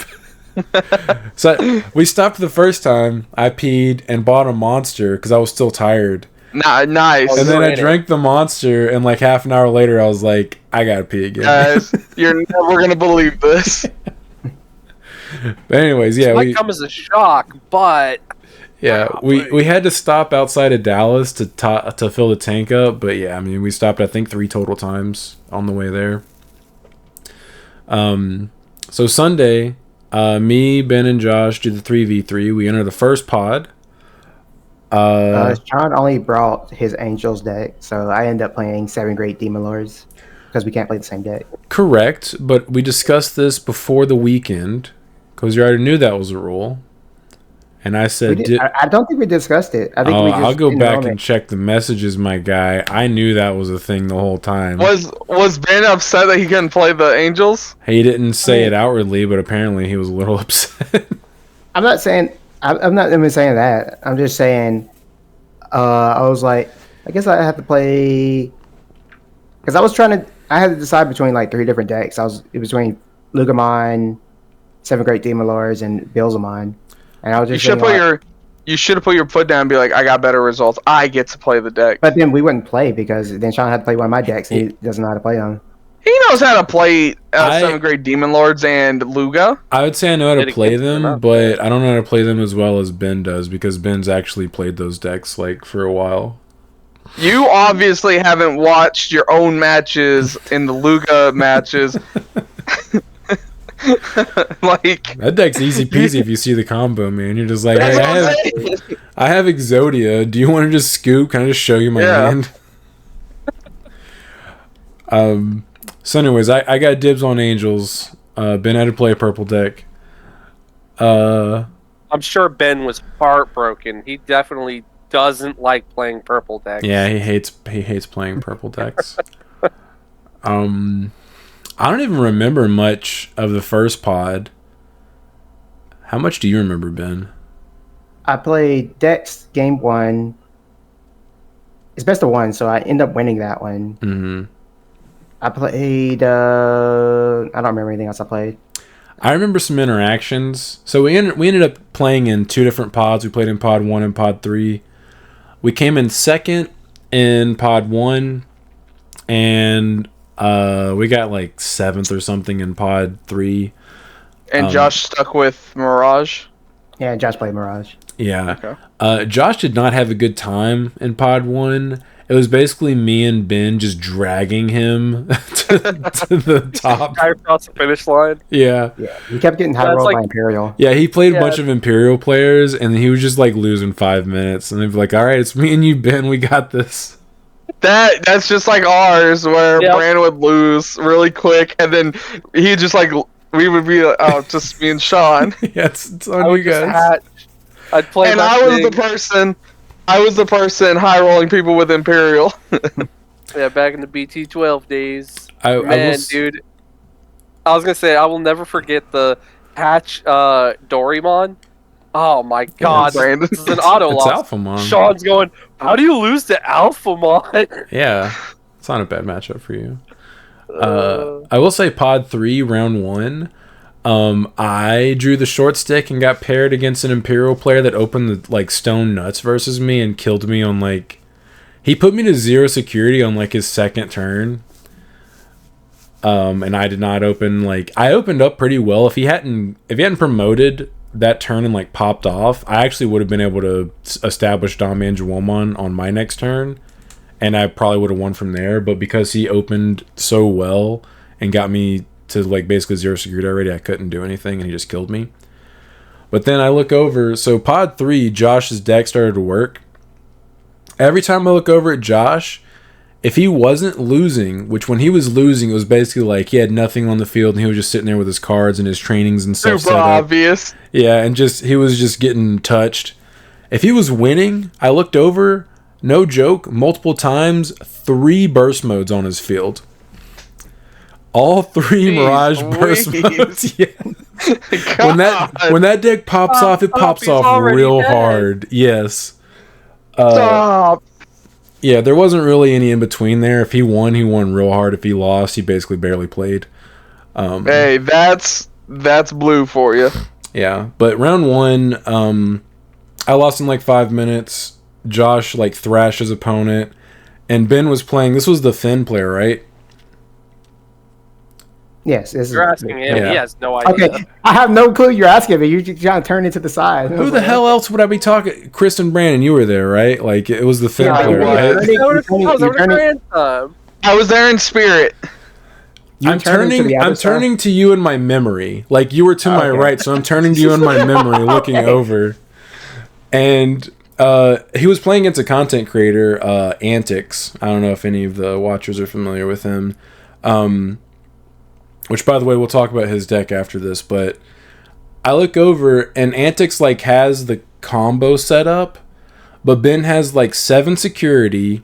He has a Lucamon Chaos mode on the field with a rookie Lucamon in his trash, and he has a Rise option set up, and he has like 8 names in his stack. Oh, so you're popping off. Yeah, so I'm golden. yeah, I was like, there's no way he can kill him through that, and even if he could, he can't run. He can't get through all that security anyway. I was lucky to know how the deck worked because I played the deck so much. I was like, this setup should be able to answer whatever comes out this turn. Yeah, and this Were was those famous last words, or did you actually win? Oh no! Oh no, there was. Won. If I had been Antics, I literally would not have even tried to play out the turn. I just would have scooped. But he did his best. But there's literally nothing that deck can do versus what Ben had set up. Because like the Lucamon Chaos mode's a trap, the Rise is a trap. Even if you didn't I also have a Biting Crush set up? I don't remember a Biting Crush. I don't think I did. I don't think I had Biting Crush set. Yeah, I don't. I'm pretty sure you had Rise, Lucamon, and you had like 8 names in your thing, and you had like 7 security or 6 or 7. So like, even if he fought through both of those options, which that deck literally can't do, he still couldn't have lethal drew through your security, and you were just gonna Unga Bunga him on your turn. Also, I kind of polished my old list before I threw it together for this. And if you're not playing Calling from Darkness and 7th Grade Demon Lords, you probably should. It's really good. People aren't. It was in my list whenever I built it for myself. I wasn't playing it originally. I was like, I don't want to just trash it for free. But if you don't trash it for free, you're like, I'm just cycling my Lucamons because I know in order for that deck to play, they had to get rid of this Digimon because their card effects are mandatory. Mm-hmm. So I was playing Mirage and Lucamon. I was treating the same way. Every single turn, I would slam Lucamon with the Lucamon live. So you have to remove this card, and I will answer whatever, however you removed it. Yep. Yeah, your Lucamon is like my miraculous Mega Knight. Like you have to deal with it. Yeah. Like just in case, I set up multiple trap cards for those scenarios. I think I did have a Biting Crush live too, Sean. I don't remember it being on the field, but I could be misremembering. Because I think you asked me. You literally asked me. I whispered in your ear in case you didn't understand how it worked. I was like, "Do you have a Lucamon rookie in your trash?" And you were like, "Yeah." And I was like, "Do you have an Unga Bunga in your trash?" And you were like, "Yes." And I was like, "Sick." I was like, I just now remember you guys can actually, before anyone asked, during 3v3s, you can talk to each other, right? Yeah. I was the team captain, so I was allowed to talk to Chris and Josh. Yeah. Not Chris and Josh. Ben and Josh. Right, okay. They couldn't talk to each other, but I could talk to them. Yeah, the person in the middle can communicate with the 2 people on the side. Yeah, but I was just like, "Yo, do you have all this stuff?" And he was like, "Yeah." And I was like, "Okay, cool." And I just sat back and waited for the turn to play out. Oh, sure. Yeah. Also, beside us, there was like a whole argument going over because oh my god, I don't know what was going on there. So, to Ben's right, there were 2 people that were playing out the final game of a match, and for a casual observer that didn't realize that there are team captains in this, it looked like they were just getting helped by random people standing behind them, because the captains had stood up at this point because the other 2 games were done, and the captains were just like walking them through their turns. It was like they were playing the games by proxy. And I looked at Sean, and Sean's like, "This game's not going to finish. It's a tie." Yeah, they were taking so much time, and I was using my watch to keep track of time, and I was like, "They're going to draw." I was like, "There's literally no way they're going to be able to finish that game." Somebody was like, "You do this." I was like, "No, I do this," and they're like arguing with each other. I was like, "What is going on here?" Yeah, and that was the other 2 games were 1-1, so like that was the match determining game, and they drew. Lol. Oh, they actually went to time and drew? Yes. Yeah, and guess what deck is, man, Brandon? Omni? Ancient Omni. Let's go! I even asked him later, because we ran back into him, where'd you get the idea from? He's like, I saw it on this Digimon channel. It's like, cool. Let's go! I saw the Matt and Sora, and I was pretty suspicious. He modified it, though. He was playing, BT17, Garus. He was playing different tamers. Really? Yeah. I know the only thing I'm changing to the deck is, I know we talked about this, I think, last week. I'm putting Paladin mode in. I think it's going to take the place of one of my Matt Soras. Fair. I'm also this tempted to put in a memory setter just to try to help combat Digimon Emperor from taking my turn entirely because the Mat Story doesn't quite stop it. If the memory passes over, I'm screwed. I feel like you're not going to see that card very much anymore. But I was about to say, I think I might be in the clear now. I think you are. Digimon Emperor. Like, yeah. I had an Emperor played on me a couple of times. Oh my god! I just remembered.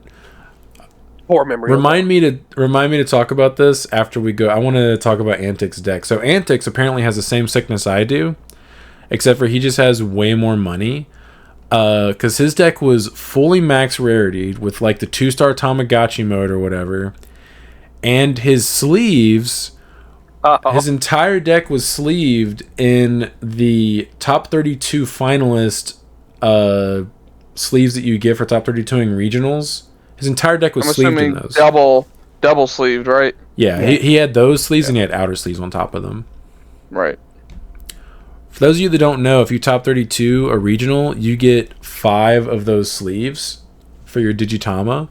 His whole deck was sleeved in those. And how much do those sleeves cost, John? We crunched the numbers, and if you get a good deal on them, you're probably looking to sleeve an entire 50 card deck in like the ballpark of like $400 to $500 just for your sleeves. But what were his Tama sleeves? I think those were the ones he bought from the stand. I think he bought the ones they were selling from the venue. Okay. From the venue. Oh, okay.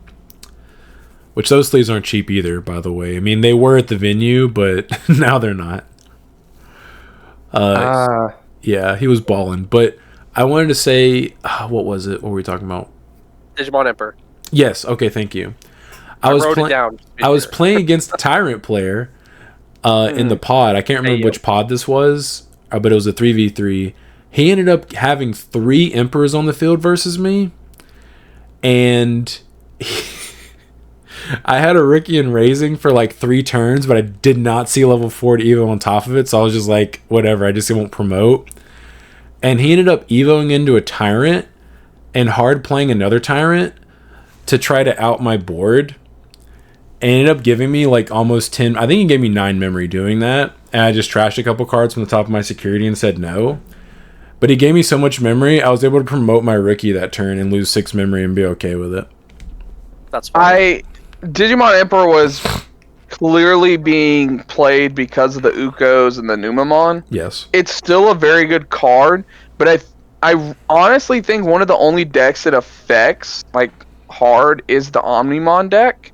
No, red base. I guess Imperial. It could hurt Imperial too, right? It's still decent because a lot of rookies have starter main effects. So it's not a bad card, but it's not something that I'm trying to look to play 4 of in any list in the near future. Right. It's become.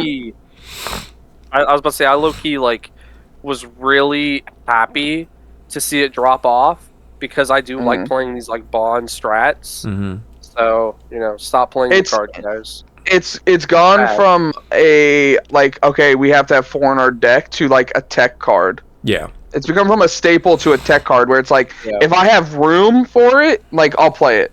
If I don't have room for it, if I don't have room for it, it's like okay, I could play more better combo pieces. Like I don't have to have the Emperor. Yeah. So.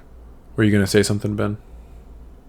Oh no, I was just trying to think what my other 3 decks I played were. I know the next one I played was Mirage. I know my last deck was Magna. I'm trying to remember what I played after. Oh yeah, I remember now. So you want me to just go over my next 3 matches? I can just go for it real quick. Yeah, okay. Go for it. The next game I won again. I played Mirage. Mirage, I pretty much played that matchup the exact same way. I played Luga. And basically, after a certain point, I was just like, I'm going to play a Lucamon every single turn because I saw my Calling for Darkness. And I think it was 4 straight turns I played Lucamon Chaos Mode, and I still had, I think, like 2 more ways to play it after that if I needed to. But if you sit on Lucamon Chaos Mode, there's nothing that Imperial can do, or not Imperial, Mirage, because it's mandatory. If they go into Mirage, they have to bounce it, so I can answer the Mirage. That's so funny. Yeah, it's just a trap card, just staring them in the face. My next 2 games weren't as lucky though. I played against Ancient Guru, and I couldn't do anything because I had no kill cards, and my opponent just played Ancient turn 1. I think he hard played it. He might have hard played it. No, he hard Digivolved it on the stack in the back. Jesus. Did he? No. Was he the guy who was playing the level the end? I think he was. I don't remember. He might have just hard played it with option. Cost option and Digicross it. He might have just hard played because it stuck. I remember that because it carried over into my turn, and then he played. And then the next turn, he just hard played another one, and I was like, okay, yeah. Oh yeah, you got it. Yeah, he just drew poorly in that matchup, unfortunately. And I had no way of killing either one. And if I did kill either one, he's just gonna put a tamer on the board. So I was just losing. Free real estate for that. And game 4, I was getting excited because I thought I was playing another 3-Grade Angels deck because I saw Cupimon was the first egg into Pata, but it was just Magna, and I was like, oh, this matchup is bad too. Magna. Yeah, Magna X Vax, which is free against Great Demon Lords. Because he was playing where all his Tamas were when attacking, add a card from my security, so it automatically was immune to everything. So I had no way of answering that Magna. So I was just like, I just lose. He played it really well. Yeah. You do well. So unlike the 5-0, I went the first pod. I went 2-2 in this one. Yeah. I played against another Imperial player. And this was the second pod for sure. And he just did not understand that he could not do stuff to my angels. Multiple times he would be like, all right, bot deck it, and I'd be like, trash a card, and he's like, trash, yeah, that's bot decked, and I'm like, it's literally not. Have you read this card? He's like, bounce it, and I'm like, no. I refuse. He actually had the opportunity to overflow Sean. He did. 7. He did. Because Sean had a Valk on the board, but he wasn't targeting the Valk. Yeah. He was so kerfuffled from because I had 7 or 8. Just assumed the Valk was okay. Exactly. Some people don't look at all your traits and they just assume. But I had 7 or 8 dudes on the field, so my field was super crowded, and he was just trying to bounce my Angelomon, and I was like, no. No. No. And at one point, I lowered his DP on his dragon mode, and I was baiting him into acing me. Actually, it was a paladin, or not a paladin. It was a fighter mode at that point. I dropped his fighter mode to where it was necessary because Sean could have cleared the thing before he got there. But he's I want people now. I swung into him. It was kind of BM. It wasn't BM. It was optimal. He said, you literally told me afterwards, I just wanted to do more stuff. Yeah, it was optimal because I wanted a memory rebate so I could do more stuff. I couldn't do that. If he didn't give me free memory. For people who don't know, Sean, he will, if you're at 1 security and he has 5 swings, he's just I have to absolutely make sure that there is nothing they can do before I kill you. It's called playing optimally. Yes, he is. No, nothing against it. He's just going to make sure that no matter what happens, he's securing this. So if that means doing whatever it takes, he's going to do it. I lowered the DP of his fighter mode by 10,000 at this point, and then I swung at him. And I was like, please paladin mode me. In my head. I didn't say this out loud, but I'm like, please paladin mode me. Because I could tell he was kind of itching. Do it. So, yeah, he paladin moded me, stripped all my sources, bot decked my cards. I was like, cool. The check still goes through. And then I was like, all right, Evo into Magna, Evo into the Cherub. I just tucked into my security. Cherub, play something out. Blow up your paladin mode. Gain 5 memory back. Do more stuff. Now it's your turn. It was actually 9 memory because he had an ace on. He had 2. Didn't he have 2 aces? I think he just had 1, if I'm not mistaken. No, I think he digivolved his fighter mode ace into the paladin mode ace. Oh, you could be right. Even better. So you gained 4 memory. So I gained 9 memory rebate. Let's go. So you get to do 2 more things. Yeah. I told him after the match, I was like, I was hoping you were gonna do that. That's why I swung at you. I can understand why people would do that. if you're really trying to be as optimal as possible, because like even just this week playing my Garu deck, like if I had lethal established on the board, I would still go into the Omni combo just to make sure that final swing was actually crashing the security instead of checking it. Exactly. I completely get it. Yeah. I wanted to do as much stuff as I possibly could, and that meant baiting him into acing me. If he didn't have the ace, whatever, I still would have killed it. But I was like, if he aces me here, I get that much extra memory, and he did, and I was like, thank you. Oh, thank you. Thank you so much. So nice. So kind of you. Yeah, it was also funny because against that Imperial player specifically, I had a Pillamon on the field for like 1 or 2 turns, and he outed it, and I was like, thanks. Promote, Dom, Angelwomon. You probably lose from this point. He was like, I just want to get that off the field. And I was like, I literally told him, I was like, if you hadn't outed it, I would have swung it at one of your suspended Digimon to kill it before I popped off on you. And it wouldn't have been the first time. I did that in the regional against the Jesmon player. I had to swing into a suspended Digimon to kill it so I could pop off on him. That's funny. Like, I don't need you anymore. Yeah, you've done your work. Your job here is done. You can go die now. Capitalism be like. Literally. Right. Did you want to say anything else about... I got to meet a bunch of content creators for the first time. I met Risu after his match with Ben. Met Huang, obviously, when I played against him. Met Antics when we played against him. You also played Primitive, didn't you? I didn't play against Primitive, but Primitive was sitting directly to Huang's right whenever I played against him. And I actually told Risu this today. I had no idea the height of any of the other content creators, but looking at like Risu, I would have assumed he was like 6 feet tall just based on like how he looks in his setup. And like Prim, I would have guessed was like 5'10", 5'11"-ish. They're both roughly Ben's height, and I was very surprised by that. Oh, whoa! We don't shame our short kings out here. Hey, we stan a short king. I'm not saying it's bad, but I just remember being like very surprised because I remember when we walked up, when me and Josh walked up to Ben and Risu's match, I wasn't 100% sure it was Risu because I was like, I could have sworn he was taller than that. Sure. Did you have to hold Ben's hand through the arena so you guys didn't lose him? Yeah. Okay, but that's nothing against him, okay? It's okay, Ben. Huang was exactly the size I expected him to be, though. Yeah, these people over here don't understand what it's like to be under 6 foot. Brandon, you're not even that short. I don't know what you're talking about. Yeah, he's like 5'10". Yeah. I'm 5'8". Growing up with somebody who's... Why is somebody so defensive when it comes to height? Are you really? Yeah, I'm 5'8". Yeah. I don't believe that. Bro, it's on my driver's license. That doesn't mean anything. You just tell them how tall you are and they write it down. They don't measure you at the DMV. Fair enough. Last time I was at the doctor's... I think Emma's taller than Brandon, and she's like 5'8". No, we're about the same. We're like damn near the same height. I guess we never stand up near each other. I just assumed you were tall. I'm just very bad at judging people's heights unless I'm standing next to them, apparently. Yeah. Because what are you, Sean, like 6'4"? No, 6'5"? I'm 6'3"? Jesus, dude, chill out. I'm 6'2".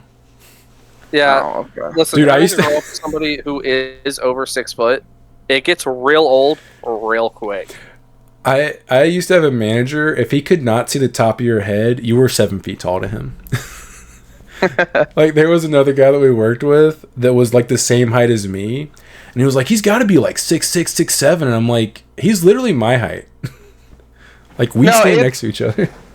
It's hilarious because the amount of times at work where people will literally come find me, like customers included, they like just see me out on the floor. They come grab me specifically, even though like everyone at work has like carts with steps on them that you can climb. Will just see me and go, "Oh, I was looking for someone like you," and then we'll be like, "I need something from the top." Yeah, give me that thing. And they will bring me all the way throughout the store and be like, "I need that," and I'm like, "Okay, all right." You're so burdened. It's difficult, man. It does cause back problems. The world is not built for people above 6 feet. I will say that. I will say I get my small tokens of revenge here and there, because for some reason, unexplainedly, everybody somehow thinks I am the elder brother, and I've never understood it. But every time we ask somebody, first of all, they go, "You guys are related?" If And you then the didn't say, second is, if I didn't know when I first met y'all, I assumed you were older. Yeah. And Chris. After I learned though, I was like, okay, Chris is older one.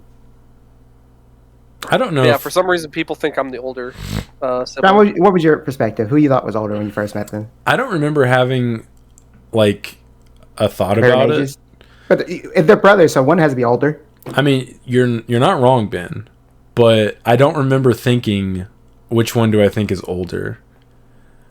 What's the age difference, by the way? It's like 2 years. 2.5. Yeah, it's like Close to 2.5, 3. Yeah. 3. Yeah. It's funny because back in the day, Chris used to stay very clean shaven before he grew the beard. Massive And he- baby face. Huge baby face. I think that was probably the biggest contributing factor. Is he just has the babiest of baby faces without a beard. I also do if I shave my beard. That's why I don't shave my beard. Yeah, I gotta apparently have have it. a fat face according to the comments. So. Anyways, so okay. Anything else on your So- weekend experience, Sean? So Sean looked at all the content creators, go, yeah, I Sure. can take you all. Yeah, why don't you tell us about the fans you met? You met a few, right? Yeah, I was gonna say I several people, I would say like in the 10 to 15 range, came up to me, and some of them just wanted to say hey and said they enjoyed my content, and I appreciated all of you guys that talked to me. A couple people asked for autographs. That was cool. I think someone asked for a picture. It was very nice. Disappointed. No one got you to sign a ruin mode. That was. I would have felt like I don't think I would Honor? feel good about that. So I only signed 2 cards. Still play it. Yes, but like to me as someone who like Sign the sleeve. It's getting a reprint. values Yeah. cards, I just because I hate like I've seen like Ghost Rare Stardust signed by like the voice actor or whatever the hell, and I'm like I would literally never do that. That's stupid.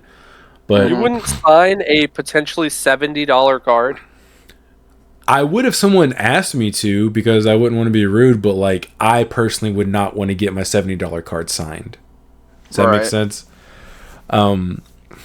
Like the 2 cards I signed, I think one was like a BT6 Hexablau or BT5 Hexablau, which obviously that card's worthless, so I didn't care. The other one was like a recharge plug-in Q, which I hesitated because I was like, is this worth anything? I hope not, and then I just signed it. But yeah, it was nice meeting those of you that came up to me. It was cool. I appreciated your kind words, if you said something kind to me, which most of you did. It really shows how much I like in-person events, because it was a lot better than the online events we had to go through. Mhm. They're a lot more fun. Also, shout outs to Play TCG and Bandai. It was actually really well ran. It was. smooth and it went through without issue. And we were allowed to have draws. So cool. Shout out to Play TCG for figuring that out. None of this bullcrap with, oh, we'll check your security. Huang, I remember Huang, whenever we were about to draw, was actually confused because he thought it was like that, because it had been like that for like, I don't know, the past like 2 or 3 of Play TCG's tournaments. They finally And- got their crap together. Yeah, and because he was playing like X Antibody Proto form, and I kept outing his I kept like Angemoning his Levias back into security. He had like 8 or 9 security, so like he would have won if we were playing by those rules, but we were not. Nice. Yeah, it was very nice. I'm looking forward to what we expect to be nationals in Orlando. Hopefully, we see more of you there. Hopefully, Chris and Brandon can join us, but we'll see. I mean, you can I'd love still, to. even if you don't have an invite, you can still go. And Yeah, I'm just saying January is going to be. I'm not saying that's when it's taking place, but that's when my life's going to be a little hectic. it for is a in while. January. I think it is Of January. course it is. It is January. It's like the first or second week of January. Yeah. Well, first of all, I already have plans in January. We have like 3 different sets of plans. One of them may or may not include a trip to Atlanta for a specific concert that's taking place. You heard it of here the first. Sonic Brandon doesn't want to variety. talk to any of you. He hates you. Hey, I gotta keep the wife happy, you know. She said, "Hey, Sonic Orchestra." I said, "Get tickets, we'll go." Let her go. I don't have anything as bothersome as a wife, so I can do as I please. No, I didn't say E was bothersome. Hey, Dairy Buddy. He's saying the concept of a wife, not Yeah. E specifically. Exactly. I'm not burdened. I'm not brought down by the whole ball and chain. Ball and chain, yeah. So, well, me, Ben, and Josh are going. Hopefully Chris goes. Apparently Brandon has to go watch some Sonic the Hedgehog Orchestra. Whatever the hell that is. That sounds... Remember, guys, happy Awesome. wife, happy life. My wife's fine, dude. She's going to just be chilling at the house whenever I go. I was like, do you want to go? And she's like, no. And I was like, okay. Yeah, we're also going up to Virginia halfway through the month to bring her family back down. They're moving down here to Florida again, so you didn't look at her and be like, you didn't look at her and be like, oh, so you just hate me? You don't want to come hang out with me and support you don't want me to go endeavors. be a professional Digimon player and not get anything for participating because we don't do cash prizes? No, because I look at it objectively and I'm like, yeah, I also wouldn't want to go stand around in a giant room and be bored because I have no interest in any of this stuff, and I'm also not playing in the tournament. Yeah. But then in between rounds, she could come pat you on the back and either tell you, "Hey, good job," or "Hey, next round." I feel like it would be extremely selfish of me to want her to be there, considering how just bad husband here. God, I think it's the opposite. I really do. Because how dare you consider her feelings? What do you mean you don't want to talk to me in between rounds for 5-ish minutes when then I go disappear for 50 minutes? What do you mean we have cell phones? I could text you in between rounds and support you from there. It's actually, so she was in Texas, like she was in Dallas with us, but she wasn't, she was just doing stuff with her cousin during the tournament. I normally text her updates. I do it at locals and I was doing it at the tournament. I text her after every round and tell her how I did. She ever told you, good job? Sometimes she'll be like, wow, what a scrub, if I tell her like I lost and stuff like that. My ex, when I would text her in between rounds, she'd be like, "You win or lose?" I'd be like, "I won." She'd be like, "Damn, that sucks." And I'm like, "Thanks. I don't need this in my life." I was lucky enough that my beautiful wife actually played Digimon with us all the way up until like BT10, maybe. I can't remember what set it was. It was after the X Antibody set, though. I don't quite remember either. Maybe it was after BT11. Yeah, BT11 was the Masty stuff. Yeah, it was the Maste deck, the starter deck. Oh, that was BT8. BT8/BT9. Yeah. Dang, that Hey, came out a lot sooner than I thought it did. Yeah, I keep asking Brandon to tell her to come back. Yeah, the 3 Great Angel deck is actually, what, a tier 1 contender? It's S tier. Don't listen to Ben. Ben downplays stuff.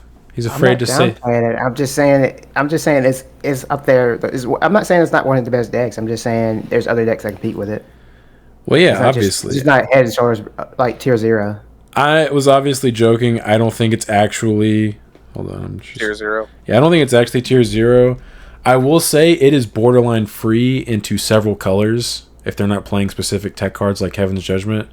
Because if you see your stuff, they cannot interact with your stuff. Well, I mean, they can try, but like it doesn't do anything. So what do we have next? Comment questions? Yeah. Okay. Yeah. All right. Comment questions. Let me pull this up. I'm going to read this because I thought this was interesting. PN2294. I just noticed a misprint with Deputymon. It should be a vaccine Digimon. This was commented when I was driving us home. Oh, by the way, I forgot to mention, over the weekend I drove 25 plus hours because I drove there and drove back, and then also driving to and from the venue was like a 40-minute drive from the venue to where my wife's cousin lives, which is where I was staying. I thought you were going to ask me eventually at one point, but you never said anything. I was like, I guess he got it? Ask you about what? Driving. To take over. Yeah. Oh, nah. I didn't mind. I just wanted to put that out there. That's what I assumed. I was like, I'm assuming he just fine with it. Nah, I was fine because my wife before we left to come back, she was saying like she could drive some of the way, and I was like, we'll see. I mean, you just kind of hit a zone. It's exactly how I do it. Yeah. I think Sean. I've had to make the Florida Virginia drive a couple times now, and I will just straight up just like I'm just doing it. Yeah. I think Sean, I remember when we went to Atlanta, the only thing you were like, it would have been upsetting if you guys would have like taken a nap or something, but we talked the whole way, which I think can make a drive like 10 times better, obviously, because if everyone else is like sleeping, you just get bored. You know what I mean? Like that's where it can make it boring. But if you stay up with the driver, it can make the drive a lot better. Yeah. Yeah, it wasn't bad. So anyway, Deputy Mon. Yeah, I completely forgot what we were talking about. I'm still kind of burnt out from the weekend. I told Ben this earlier, but I recorded my Angels deck profile earlier today, and then at the end of it, when I went to like stop the recording, I realized I was never recording to begin with. Oh. So I'm gonna have to redo that. I was so heartbroken, dude. And I was like, this is a hangover from this weekend. Just burn out. Sorry, I got distracted again. Yeah. Apparently that might be the case because Ben did some Googling and like the other Deputy Mons are vaccine, but it could just be a different one. Yeah. Like they're just changing it for something. Yeah. Also, apparently that deck sucks. I didn't say it sucks. I said it's right. weird. Because... Let me pull up the receipts, Ben. Let's see what you said specifically. Pull up the receipts. Let me get the Carfax real quick. See. And why he's looking for it. Oh, he already found them. Oh, yeah, I found it. 3 Muskies might be bad, LOL. Good matchup into Hexplow. And you... Oh, no. Well, I was playing... Then I quantified it. If you keep going, I was trying to get 7 Great Demon Lords. So I said, damn, well, at least you're figuring this out now. I was talking about, like, at least you haven't bought all the cards yet. Yeah, it needs some consistency. It has some, like, consistency issues. You said figuring out what is good, and I said, or bad. It was literally my first game. I was like, I was just giving you my first you just jumping to conclusions then. I'm just going off what you told me. I haven't played the deck. As well. The deck does look funky. It looks because it's multiple different colors, so you can't consolidate and like search cards. I was like, I can't find my rookie. I have no way of finding my rookie. Yeah, it's like a pre-release deck, like Pulsemon is. Just like, is this supposed to be a coherent strategy? Anyways, yeah, apparently it should be a vaccine. Maybe that's a misprint. Maybe they did it on purpose. It's hard to say we're a localization team, unfortunately. Right. Yeah. Well, it's that one dude who hasn't seen his family in years. That one guy locked in a room. Yeah. He's doing One Piece. He's doing all the other card games. He's doing his best with Google Translate. Impact Entertainment. Comment question. Sup nerds, hope all is going well. Just wanted to ask, how did all you guys meet and what started the conversation of doing a pod together? Thanks in advance. I think it's actually quite apropos that this question gets asked on our 1-year anniversary. That's right. 52 weeks we've been doing the pod. 52 episodes. That's a year. For those who don't know. Okay, well, me and Brandon met when I was about 2.5. Chris still says it was the worst day of his life. It's terrible. I just wasn't a good enough child. They were like, we gotta have more. Gotta get another one out here. And then I guess the two of us together, they were like, we need another.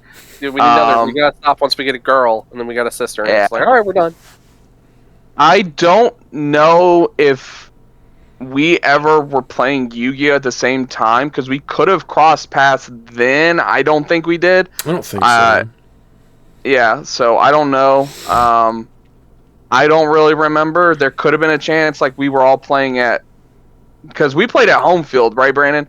Yeah. And And I played a little bit at TBS for like a little bit. Uh-huh. I played like one tournament at TBS.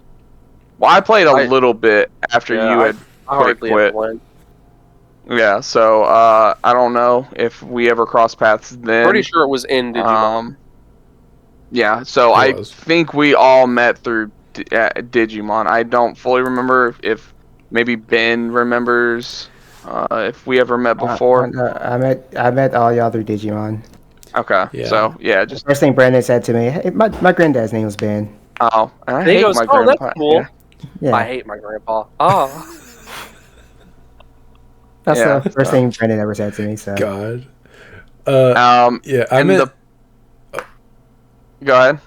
I remember I met both of you during the 1.5 format. The first week I showed up, I remember Chris dug it on me with Sarismon because I didn't know how to play against it, and he just suspended all my stuff and killed me. I remember playing against Ben for the first time in BT6 format. I don't remember exactly when you started playing, but I remember you from BT6. Yeah, Ben, did you get into it the latest out of all of us? I had no cards. Is that a yes, Ben? There was nowhere to get cards. I played it. I've been playing since BT4. Okay. So yes, the answer is yes. Got to beat it out of you. To be fair, our household monopolized a lot of the early product. Like when it came to 1.0, we bought like 8 boxes. I actually played some 1.0. I've been there since the game came out. I borrowed somebody's cards and played. Okay. Purple. I've been there since the beginning of this game. I have no memories. It's been like 3-4 years at this point. Came out in 2020. Me and Brandon were real committed. We bought Japanese starter decks, and we were like, we gotta play. Well, I guess other people at the locals, they were doing proxies. Proxies. They were like printing out the proxies and stuff like that. So fiending. Yeah. What started the podcast? I just remember all of a sudden there was a podcast. Yeah, that was me. That was my idea. Yeah, we had gotten back from Atlanta after we named our team Omni4Game because that was just like the thing at the time where during the 3v3 we all had to. I think me and Brandon ended up playing one Blitz Omni, and then Sean ended up getting 2. Mm-hmm. And so we were all. It was just funny. It was like Omni4Game, like that's just the thing that was going on at the time. So I think we got back from locals one week, and Brandon just mentioned it. He's like, "We should just do a podcast and call it Omni4Game," and we just kind of did it from there. So I had been brewing on it for like a week, but I didn't want to like say it. And then you guys be like, "No, that's stupid. I don't want to do that." And I'd be like, now they know I want to be on a podcast. I can't go back to locals now. I had been Luckily, it all worked out. I had been thinking about doing something like that probably since I've like 6 months into first creating content for Digimon, but I never had a good group to do it with, so I just never was able to do it. And then once I started making content consistently again a little over a year ago, I started thinking about it again, but I never said anything, and then you brought it up and I was like, yes, absolutely. Perfect. Yes. We were all on the same page. Yes. Yes, we all met through Digimon. TLDR. Some didn't have a choice. Damien Carr. Oh, sorry. I was just gonna say I'll never forget that interaction with Ben. That was the deflated. By your grandpa. That's the name. Yeah, he got deflated so quickly. Yeah. Okay. That's cool. This guy. It's a stupid thing to say to someone the first time you meet them. Maybe I can be friends with this guy. I hate him. Yeah. Oh. Okay. I guess I'll go over here. I guess I'll kill myself. Yeah. Anyway. Damien Carr 168. Thank you for being a channel member, Damien. Fortitude would be terrible on an ace because Fortitude is a mandatory effect. You cannot choose not to play him back out. I agree Fortitude would be bad on an ace. Yeah. Yep. You get double the pleasure, double the fun by outing it twice. Makes sense. Okay. He said it has nothing to do with Impmon specifically. All dual color cards have +1 to their Evo cost. They do now. I don't know. You think it's their way of trying to balance it? Yeah, but they suck at balancing, dude. 2 colors are Yeah. really good. I mean, they 2 color printed. rookies. Yeah. I remember they didn't want to do it for a long printed. time because it would have boosted security control like super good. I will say, I forgot to mention this. Caleb told me that he listened to the podcast, though, when we did the set review, and he tried to justify that 3-color option as the secret. And I told him, I said, Caleb, no. That is a terrible, terrible choice. This could have been a rare. Yeah, I was like, this could have been a rare. He goes, well, yeah, I agree, like, but it makes sense. And I was like, Caleb, no, Caleb. It should have been a Hina. It could have been any other card, but this card. Like, it's ridiculous. It should have been a Hina. Yeah, I agree. This could have taken any other slot in the set that was not a rarity. Like, make that thing common, make that thing uncommon. I would have been okay with rare. It's hilarious because it is probably a 4 of in those decks, and it's a secret. Mm-hmm. That might be one of the only things that stops me from playing the puppet deck. Honestly. I feel like that was a deliberate thing they did, and they were like, "Your autofocus not autofocusing, Ben." It's really not. He's been struggling. It's really not. It's whatever, dude. Who cares? Also, he said, from my understanding, Shoto is not an oversight, and his interaction with Demon Lords and Mother is intentional. They did a video cast of the combo a few months back showing they knew about it and have mentioned it at one point in time that they intentionally released more defensive cards in recent sets because the game was getting too fast. It appears cards like Shoto and Shadow Seraphi Ace were created to help slow down the game after the insane power creep from the last few sets. Then give us BT14 TK back because he slows the game down according to you. And if you want to slow the game down, give us 4 of those back. Well, hold on. Their thing is they want to show, but Imperial, Mirage, like Ngaru. Yeah, they obviously done goofed. They've been very bad with their power creep over these past several sets, for anyone that hasn't noticed. And I guess that's their way of trying to fix it with one stupid broken card that just basically turns all your uninteractable boss monsters into blockers. Because like that's just not a fun way to try to design that. Yeah, because like Mother basically becomes Magna X because it's just a blocker that you can't interact with every turn. I mean, at least it can't swing at you. But at the same time, does that matter? Not really. It does put a hurting on like Imperial struggles into that deck. What were you saying? I was saying Cherubi can swing at you for 27 for 2 checks. Exactly. Someone actually just commented and said, "How does this deck deal with Mother control? You just swing with Cherub. Okay, block it. Who cares? Easily. Yeah, your Mother just dies. You still have to play into the aces. That's their issue with it. I'll have to lab it out and play it and see it. I've seen versions of that deck that don't even... It's not going to just be automatically like we just... I mean, I'm embellishing, obviously, Ben. Like, we're going to have to figure out how to play the matchup. I'm quite literal. Yeah. But it's not... I don't think it's that big of a deal. Like that one guy that 15, refused to understand that Imperial's not that bad of a matchup for the deck today.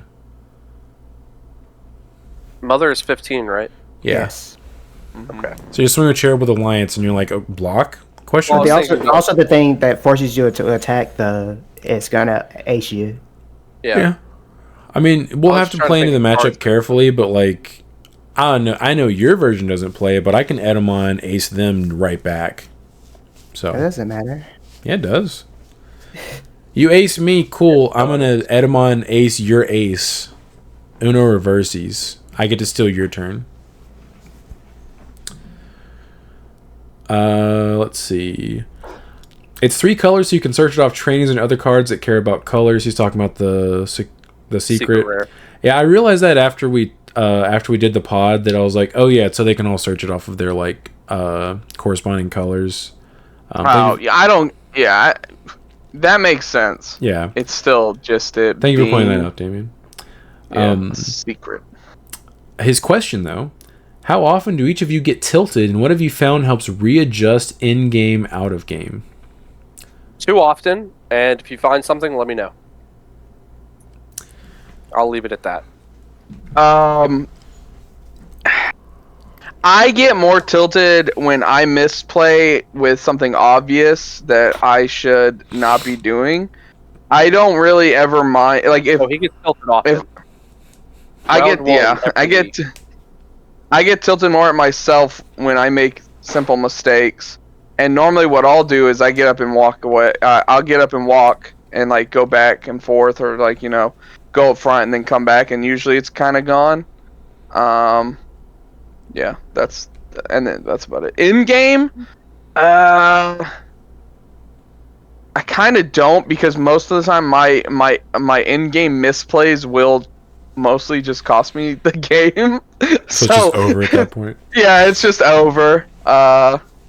Especially when it's something so obvious and simple. That's why I had to stop playing Leviamon, because I would always misplay and like do the combo wrong, and I'm like, I can't play this deck, because once I do it wrong and I misplay, I get tilted with the entire deck and my whole night is ruined. I'm like, I shouldn't have done it like that. Yeah, so I had to drop that deck entirely. Yeah. Do you want to go, Ben, or you want me to go? Sure, I can go. I'm a lot more patient than I'm pretty sure everybody else on this pod when it comes to like getting tilted. Like, I'll just sit there. I can take quite a bit, but I think what does slowly start to tilt me is when somebody's playing way too slow. Right now, like especially when it gets closer to time, because I'm like, I need you to make an action so I can make an action, because I'm not the fastest player in the world, so I can't really say anything. But I try to play orderly, and I hold myself to like play within the rules. Like if I mess up and I misplay, I'm gonna just say, well, I screwed that up, and I'll hold myself to it. But turn 0, draw for turn, cards in hand. Oh my god! Don't get me started. Finley. The closest you guys will ever see to Ben getting tilted is the best of 5 they did when they were both Sean and Josh, who had allegedly been bullying Ben. It was mostly Josh. For multiple hours before the video. It wasn't before that. Josh hopped in and immediately just started doing it, like in the middle of the video. And they were both just roasting him about the Beelzemon deck. I roasted him for one card. Josh was just like, "Why are you playing that?" Like he was just. I think he was just trying to tilt Ben, because he was just trolling him. That's the closest you'll see to Ben getting tilted. That's in the real match. The other thing that'll tilt me is backseat game. I don't like people telling me how to play. I know what to do to you now. You've given up your weakness. Or like people outside of the match interfering with the match. That also bothers me. Like everybody just space out, let us play. Yeah, I agree with that. Sometimes I hate like being watched, and then like, because then I'm like, oh my god. Watched. I just nobody put any input in it. Just let us play and finish the game. Oh, it stresses Chris out, dude. I start getting self-conscious. I'm like, oh my god, if I make a mistake here, everyone's gonna judge me. I've had to walk away before, because like I've walked up and Chris immediately starts misplaying, and I'm like, my bad, man. I just walk off. I'll show myself out. Yeah. I think for me, it's basically the same thing. Like, I will only start to feel it if my opponent is like playing extremely slowly. That's the only thing that, for me. Yeah, that's the only thing that really gets on my nerves. Or if they're just a giant dick. But that doesn't really bother me as much as I'm just like, oh, okay, well, I'm gonna try to thrash you now. This has only happened like one time. But I was playing a security control deck in a tournament, and my opponent, as soon as we started playing, was literally pissing and moaning the whole match about playing against security control.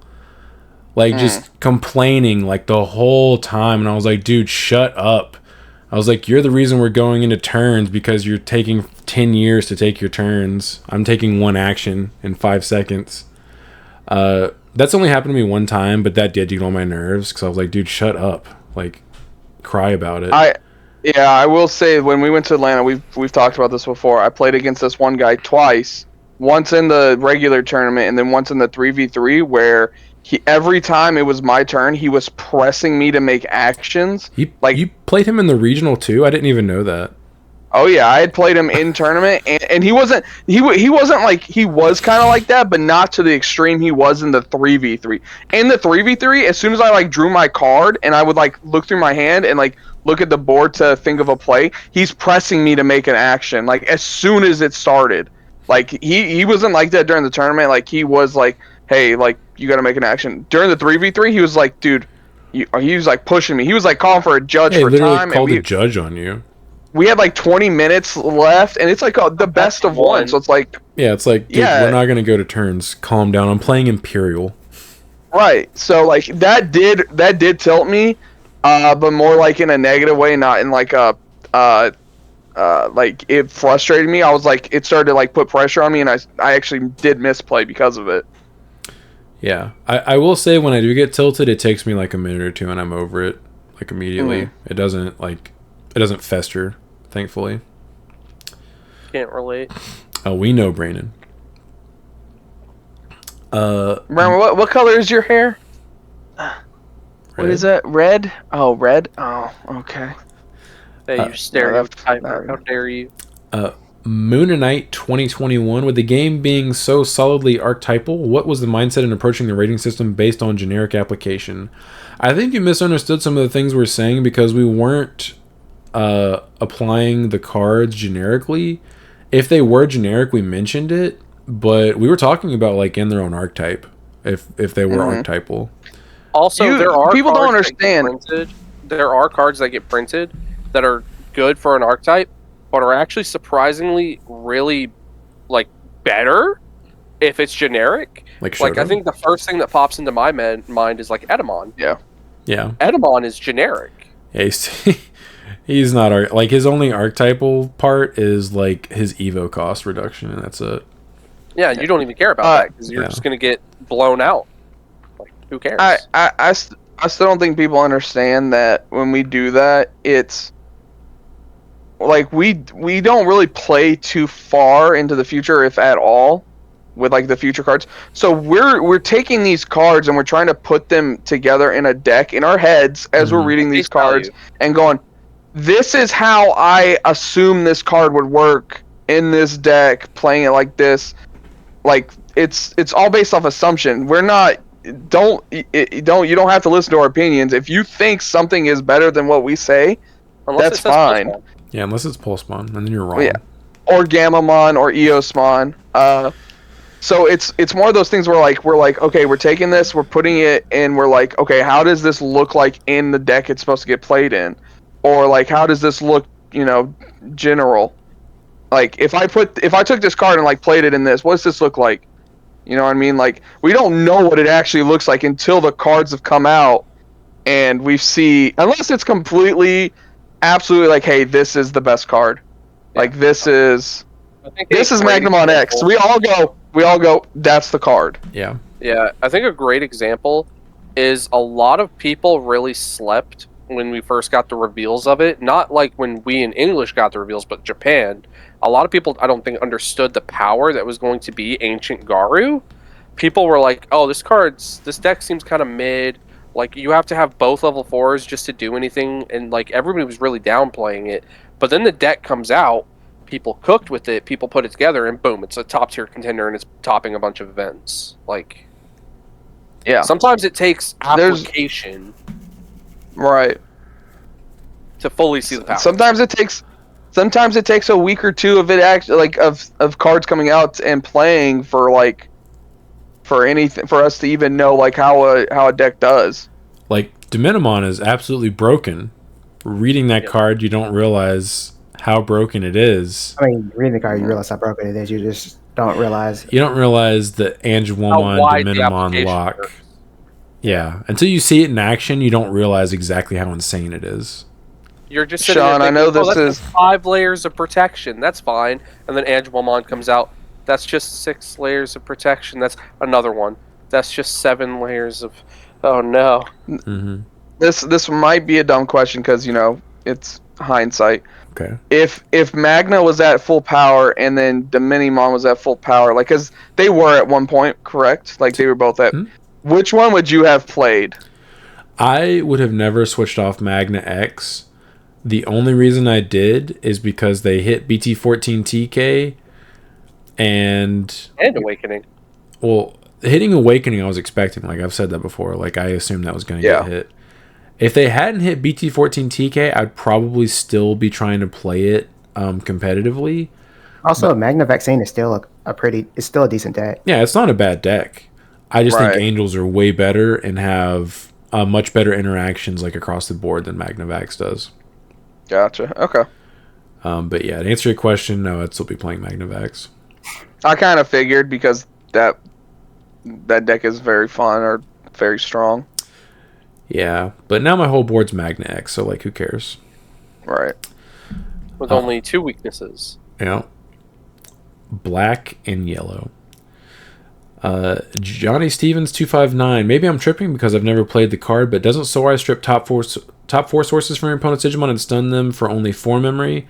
I might be remembering something wrong, but if not, I'd never play that new blue option. I'm pretty sure Sorai is only top 4 of one of your opponent's Digimon, if I'm not mistaken.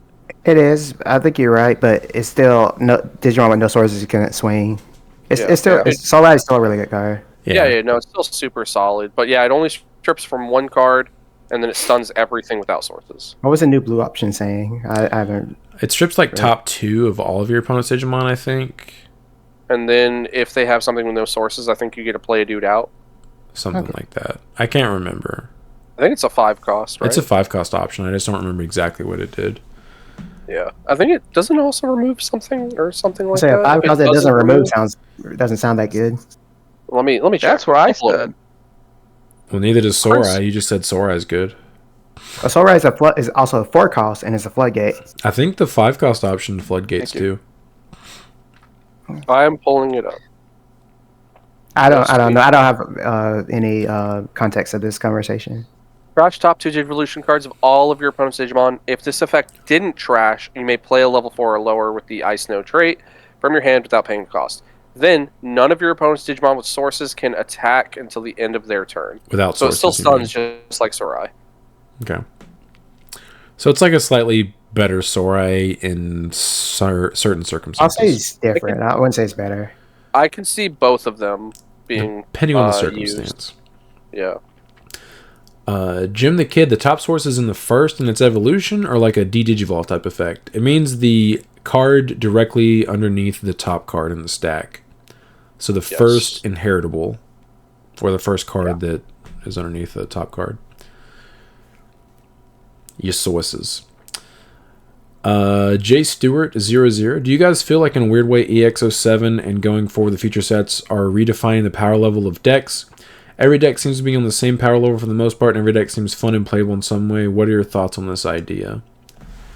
I love a diverse meta. I know Sean's not a huge fan of a super diverse meta, but I love a diverse meta. I like when anybody can rock up with something and get like top tier results. I don't think EX7 has. I mean, maybe in Japan they got results with any of these decks, but nothing I look at in EX7. I'm like, that's gonna change the whole. That's gonna be a top tier contender. Yeah, there's like a couple cards like Shoto, that are like gonna be played and make new decks out of that one card. But like deck archetypes in the EX7, I don't see anything like jumps out at me. Like Dragon Links looks fun, but as someone who played that deck, when you don't see Hina, sad days. You just sit there. And you're like, I can't play this deck. Like it gets blown out. Ben and I actually discussed this. I think Josh was there too when we were talking about it. EX6, literally every single archetype that came out of EX6 besides Mastermon, LOL, has... Mastermon has two Oh, I'm sorry, you're right. I keep forgetting. Every single archetype that came out of EX6 has top 8'd an event. I don't know if it's top 8. I think it was 12.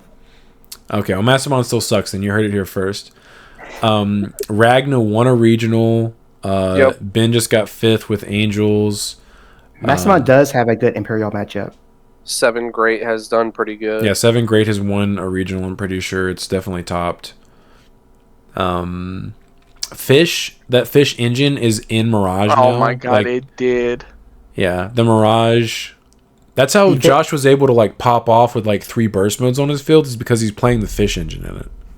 That's hilarious. Yeah. Also, Zhang Ping mod, I'm pretty sure topped an event by itself, like as the core. It did. Yeah, I think before Nume got hit, because it just like doo-doos on them. Yeah, it bounces the entire board. Yeah. But it just depends on the format, but every deck in EX6 has had some viability. Yeah, I'm with Brandon. I don't mind diversity, because I could imagine. I can imagine it for both sides. Like, Sean wants to know what he's going to potentially play, and when it's diverse, you have no idea. So Sean likes to build towards what he thinks he can play against. So as him, I can understand why he's just like, I don't want there to be diversity. That's probably. I was gonna say that's probably the difference between our deck building philosophy. I just want my deck to do a little bit of it, be able to deal with anything. Yeah, I want to Dougie on all the people that made the mistake of bringing the most popular deck. I don't mind diversity because I just want to do what my deck does and not care about what my opponent does. Yeah, I like when my deck actually just functions. But I also don't mind diversity because, one, I can imagine going to a long tournament and how like boring it could get playing against the same thing over and over again. But that's just me. Like, I don't mind. I can see both sides of the coin where it's just like, hey, I want to know what I'm going to play against. I know I have a good matchup into this because obviously I like winning, so I don't mind this. But I can also be like, I want everyone's decks to do well. From a casual perspective, I also like diverse metas for probably the same reasons anybody does. But from a competitive standpoint, I would prefer a tier 0 format. You filthy heathen. I'm just being honest. Folks. Yeah. Sean liked Dragon Rulers. You heard it here first. Actually, no. That was before I came to the realization that I prefer tier 0 formats. Yeah. No, you used to play Chaos Dragons. Yeah. Yeah, I think it is cool that more and more archetypes are coming out that actually have the power level to compete. I think is a nice change.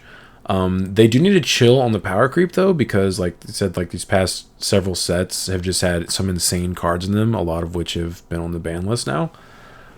Crazy. Or caused other cards to be on the ban list. Magna X. Side-eyeing TK. Yeah. It was your fault.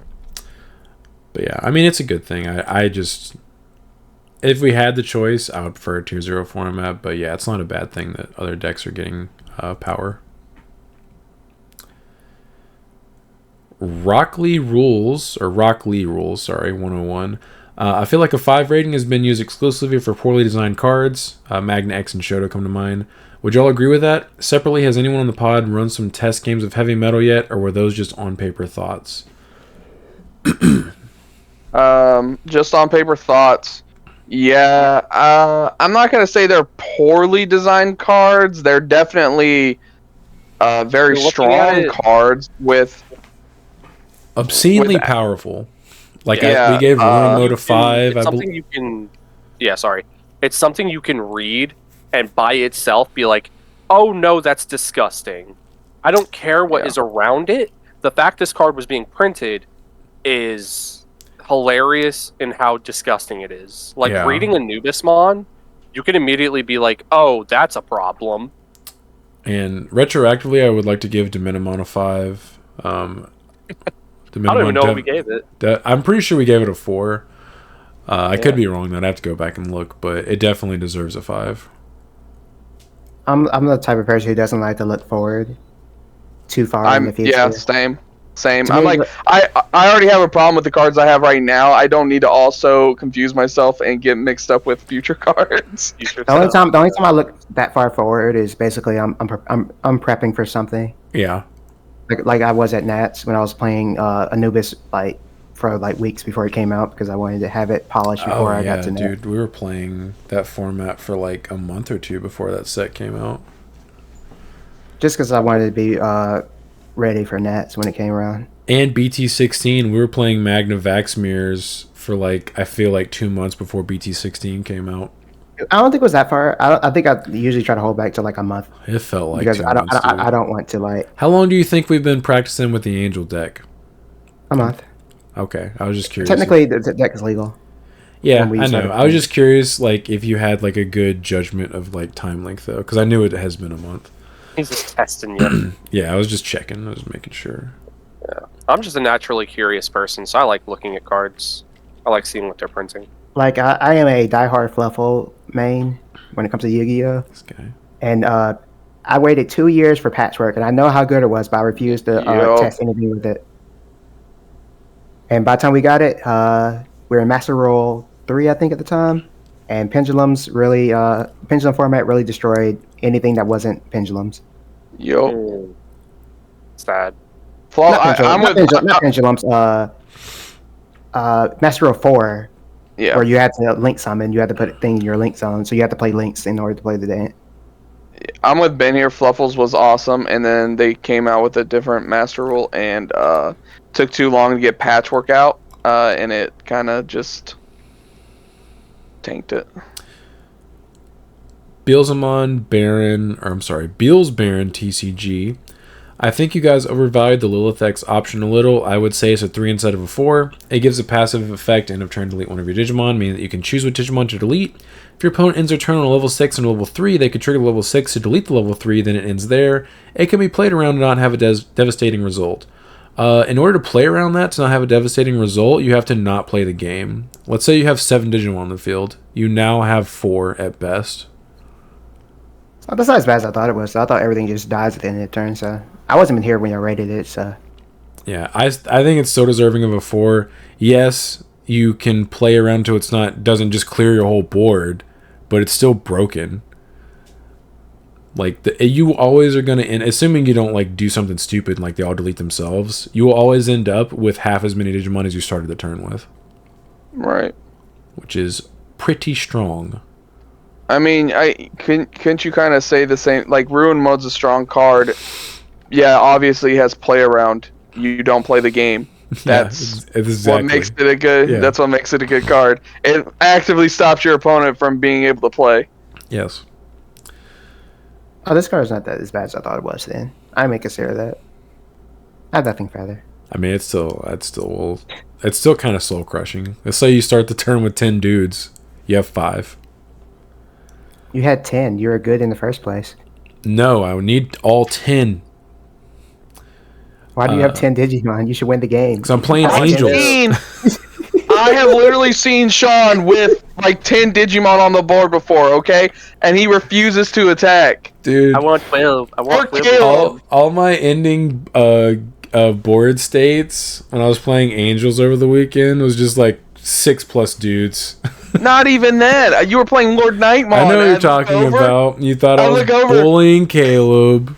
Yeah, the whole top row, then you had another row gone. I ran out of room on my mat. Yeah.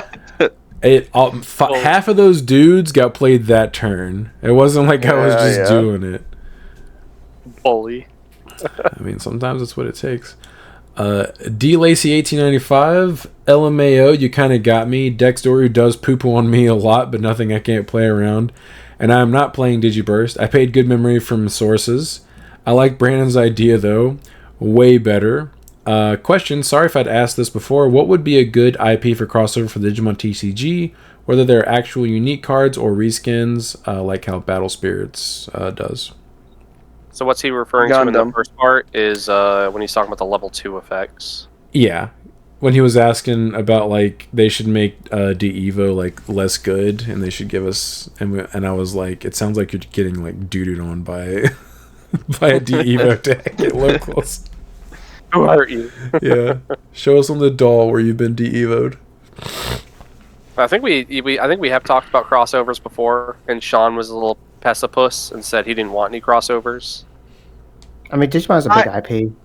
I think it would just be cool if it was like card arts. I'm not saying they have to bring in like cards. Yeah, like I'm not saying we need like a Goku card or Vegeta card. No, like it would just be cool if they were like some cool crossover arts. Like a promo art or something. Also, yeah. Also, I don't think it's gonna happen because Bandai has a game called Unarena, which is just that. Yeah. And they just announced I think it was Full Metal, and what was the other one they're adding to it? I have no idea. FMA? Yeah, Like they're Full adding Metal Alchemist? Full Metal Alchemist Brotherhood and something else to it. Sorry, go ahead. I'd be okay if it were any of the IPs that I like Power Rangers, Pokemon, Dragon Ball. Obviously, at least one of those is literally never going to happen. Right. But if they never do it, I don't really care. But those are the ones I would be like, oh, that's sick. Oh, they're adding Full Metal and Black Clover to Union. Oh, okay. It would obviously have to be an IP that they own. So Elden Ring. Oh God. That I would not care for. I was going to say, I think the only one I think it'd be realistic is if they did the Metabots, because they already have the designs and everything made for them. I think those would be pretty easy cards to make. But other than that, yeah, kind of like what Sean said, IPs I like. Like, I obviously have a giant Power Ranger set of shelves. Dragon Ball would be cool. Stuff like that. Just something that you would look at in a card art and be like, oh, I'm paying money for that. So more Justimon support. Apparently, Josh was pretty upset about this. This is Appmon, I think, is what he said. Yeah, they tried to do a spin-off series with the Appmons where I'm not really sure. It was like some kind of, I don't know, it was some kind of weird spin-off thing. I never watched it. I never looked too much into it, but it was like it had a crossover with Digimon. They acknowledged his existence on these sleeves that we got from Bandai Fest, and Josh was pretty upset about this. I mean, you could just say he's from a different multiverse. Like, we already know Digimon Multiverse exists. He thought that whole thing was stupid. He was roasting it. It is stupid in my opinion. From what little I know about it, I don't really care for it. I'm surprised at this point they haven't given us some Appmon cards, which I'm not gonna complain about. I don't really care. But that is probably the closest one we would get. Yeah, from what Josh told me, it sounds stupid. Wolf Saber 55. I'm from the Houston area. Hopefully, I can see you at the tourney in Dallas. Hopefully, you saw me at the tourney in Dallas. I had to look for Ben. 6-foot piece of crap. Adaptive reasoning. If you can't say Tlalakmon, just call him. I actually looked up how to pronounce that. Just call him Mesoamerican Catboy like I do. What? Tamagotchi. Mesoamerican Catboy. That's like, I know how to say Unga Bunga, I just refuse to call him by his real name. You refuse to call a lot of cards by their names. They don't deserve it, dude. Looking at Guilmon. Gilmon? You guys are lucky. I finally started calling Gigimon because I called that thing Gigimon. I think it's pronounced Colloque. When it comes that sounds stupid. He's Mesoamerican Catboy now. Thanks adaptive reasoning. Friendly Ginger 4877. Bro, Sean be hungry on the podcast. I think this is like the third podcast I've seen him eating. It's my breakfast. Normally on regular weeks we start recording these in the morning, and I haven't eaten yet. And because they go so long, I would have been awake for like 5 or 6 hours sometimes at the end of them and haven't eaten yet, and I get a little foggy. So I eat so I'm not like dumber when we get towards the end of the podcast. Yeah, so I do be eating. You got me. I'll be fiending. Yeah. I will say it was really funny. I was listening to it back. Because, got to get that engagement. Got to hit the like, and you got to watch the video, yeah. Was it the rapper? And you can hear the rapper. It's because... it was starting to, tick me off because I could hear it. I was like, normally you can't, and I think it's because I moved my mic, because when I, did something to my computer, my mic got way more sensitive. So for those of you that haven't noticed, my mic used to be in the shot because it was, in your face. 8 inches closer to my mouth than it is now. And because it's farther away, it's easier for it to pick up noises that are like normally like I'd have something down at my side and you couldn't hear it, but now it can pick that up because it's farther out. Brian, you didn't love the part where I waited till he was mid bite to ask him a question or ask for his opinion on something. He had to sit there and talk with his mouth full. Whatever. Avocado Loco question: those EX7 option cards are sweet. You guys think they should make more alt art option cards? I guess to make the questions more spicy, they'd be replacing potential Digimon alt arts for option alts. If they're going to replace things, no. No. If they can give us more alts, fine. If it was like a box topper situation, where we got like a box topper alt for an option, like we did with the Ancient Deity, I'm down. I don't want anything to replace anything that should already... Yeah, I don't want them to replace anything that should already be coming in the set, like what they did with LM. Mm-hmm. I thought that was stupid. Yes. Nothing should. You should always open up a box and get so many of this, and then if they want to give us more on top, it would take an alt slot. Like that's what I'm saying. Like it would take it's like you're still getting the alt, but instead of it being alt Lord Nightmon, you'd get alt Spiral Masquerade. Meh. Yeah, no. If it was an extra. Yeah. Yes, then I'd be okay. But if it's taking the place of my alt, like Digimon or Tamer, no. Agreed. Get it out of here. If I pull that secret alt art from this set, I'm gonna be. You pissed. are. Yeah, you just guaranteed that you're gonna pull it. Yeah. Out of everyone here, assuming you can even buy product. I mean, you might just have to open in your pre-release packs. I mean, there's no pre-release. Oh yeah, you're right. Assuming you can buy product, Brandon, you're gonna pull it. Assume we're gonna be able to buy product, and I say this with the assumption being the first part of that sentence, because it's an EX set. Yeah, it is an EX set, and we're not gonna have to open product for pre-release.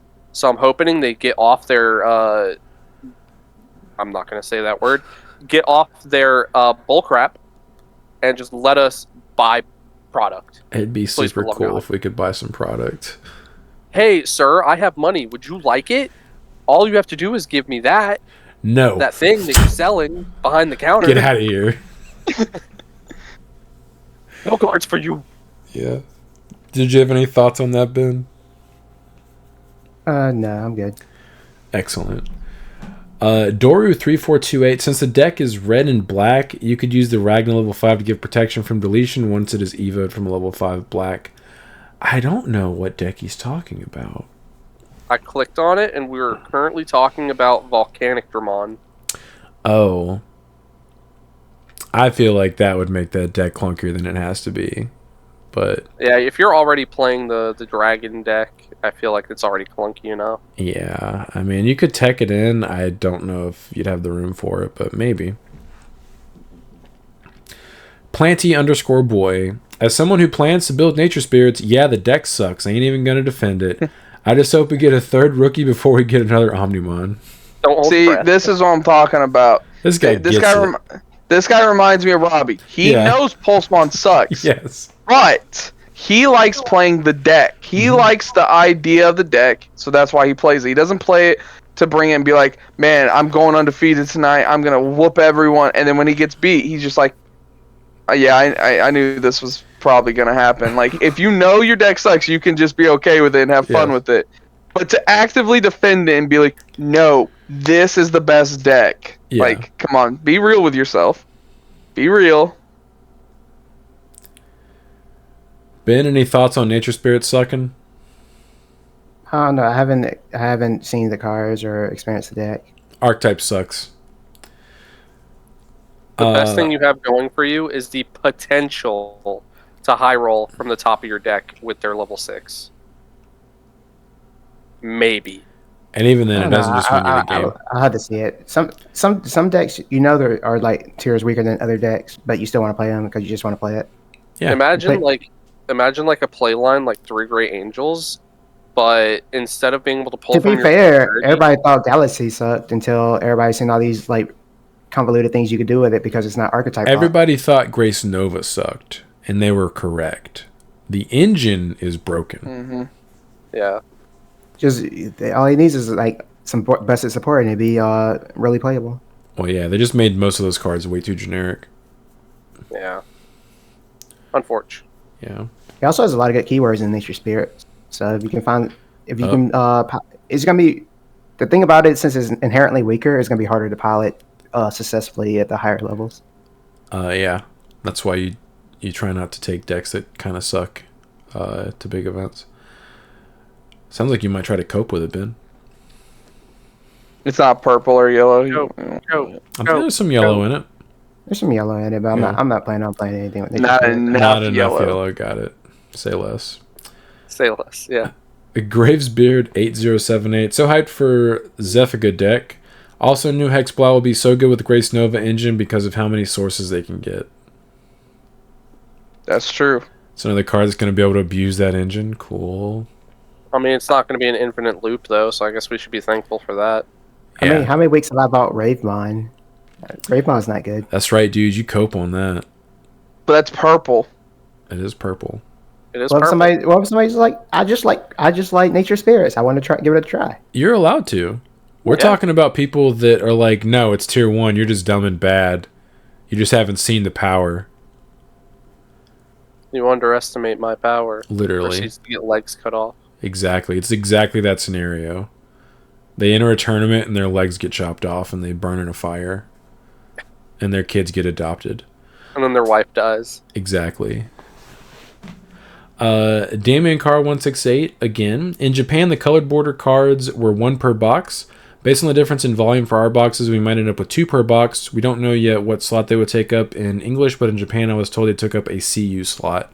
So they're just going to replace the card that they're being a hollow of. Nice. Or Okay, they cool. should. And hopefully we get 2 per box, which would be pretty cool. I like that idea. I think they should just start doing that for sets. I think that's cool. We should know by now, because some places broke street date. They didn't break the street date. Other areas got the product before we did. Yeah. We now know what it feels like to be in Europe. And Are you sure? But Because I think the set's delayed for everybody. It's not. Because I know South America's I delayed. Seem to remember. They're delayed. Yeah, I think Europe's delayed. It's literally not. I know for a fact it's not delayed in some areas. You can Google it if you want. I mean, I'm not that interested. We get it this week. I know I'm right, so it's fine. I'm not interested either. I'd say I gotta wait like 3 days, whatever. Not like I care for anything. It's quite possible you've seen pictures from people that broke street date, but it is legal in other areas, just not in the U.S. or a couple other places. Some places have it delayed longer than we do. Yeah, that sucks. Yeah, get wrecked. Those places are probably have been delayed for like the past year, so they're probably used to it at this point. Yeah. Oh man, I can't wait to play Hexblow for 1 week and then realize, man, I like my Bond deck better. Go right back to that. Ben and I might be playing Hexblow.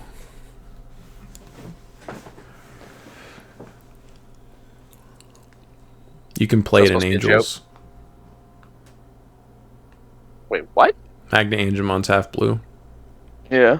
Oh yeah, that's fair. That's funny. Yeah, you could do that. I don't know if it's fair, but it is funny. Could Magna Evo from security from him? No, it's not an Angel. You just have to hard Evo into it. He's not even vaccine. Okay, yeah, because he looks for Angel, not like vaccine or anything like that. Yeah, also, I think it has to be yellow. Yeah, I actually. He's from what, EX6? Yeah. No, he's from BT17. Magna Angemon is from EX6. No, he's not. No, you're right. You're right. He's BT15. I'm once again right, and I knew I was right. So. Yeah, people forget that he when he came out, he wasn't used. He was yet. like slept.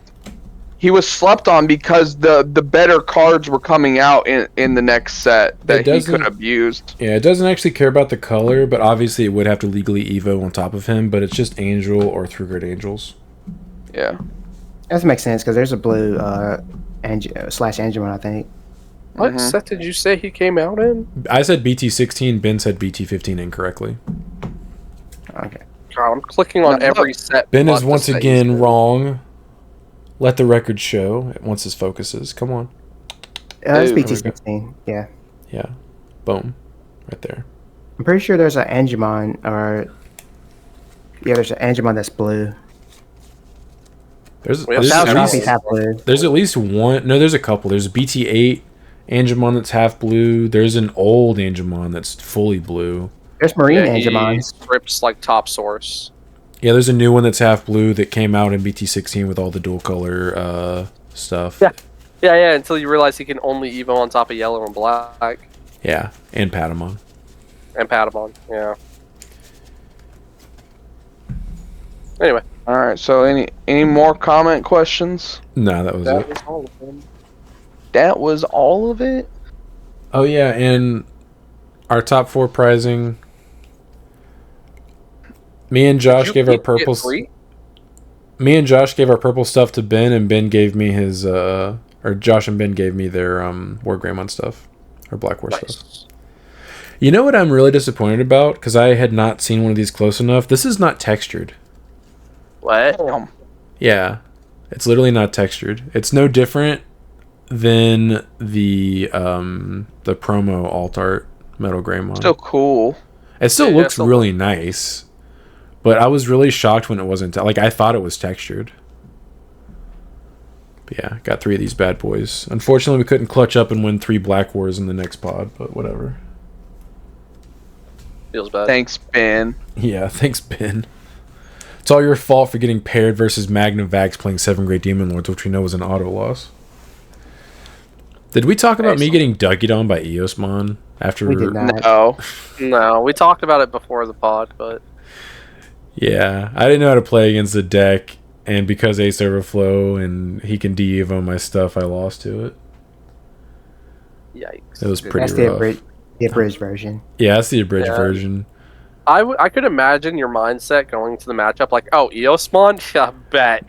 And then you're playing the match and it's just like, I talked over there to Sean, and I was like, I think they can de-evo. And he's like, I should be good. He showed me his hand. He had 2 other Doms in his hand. And then his turn started. Sean had like 6 Digimon. His turn ended. Sean had 0 Digimon.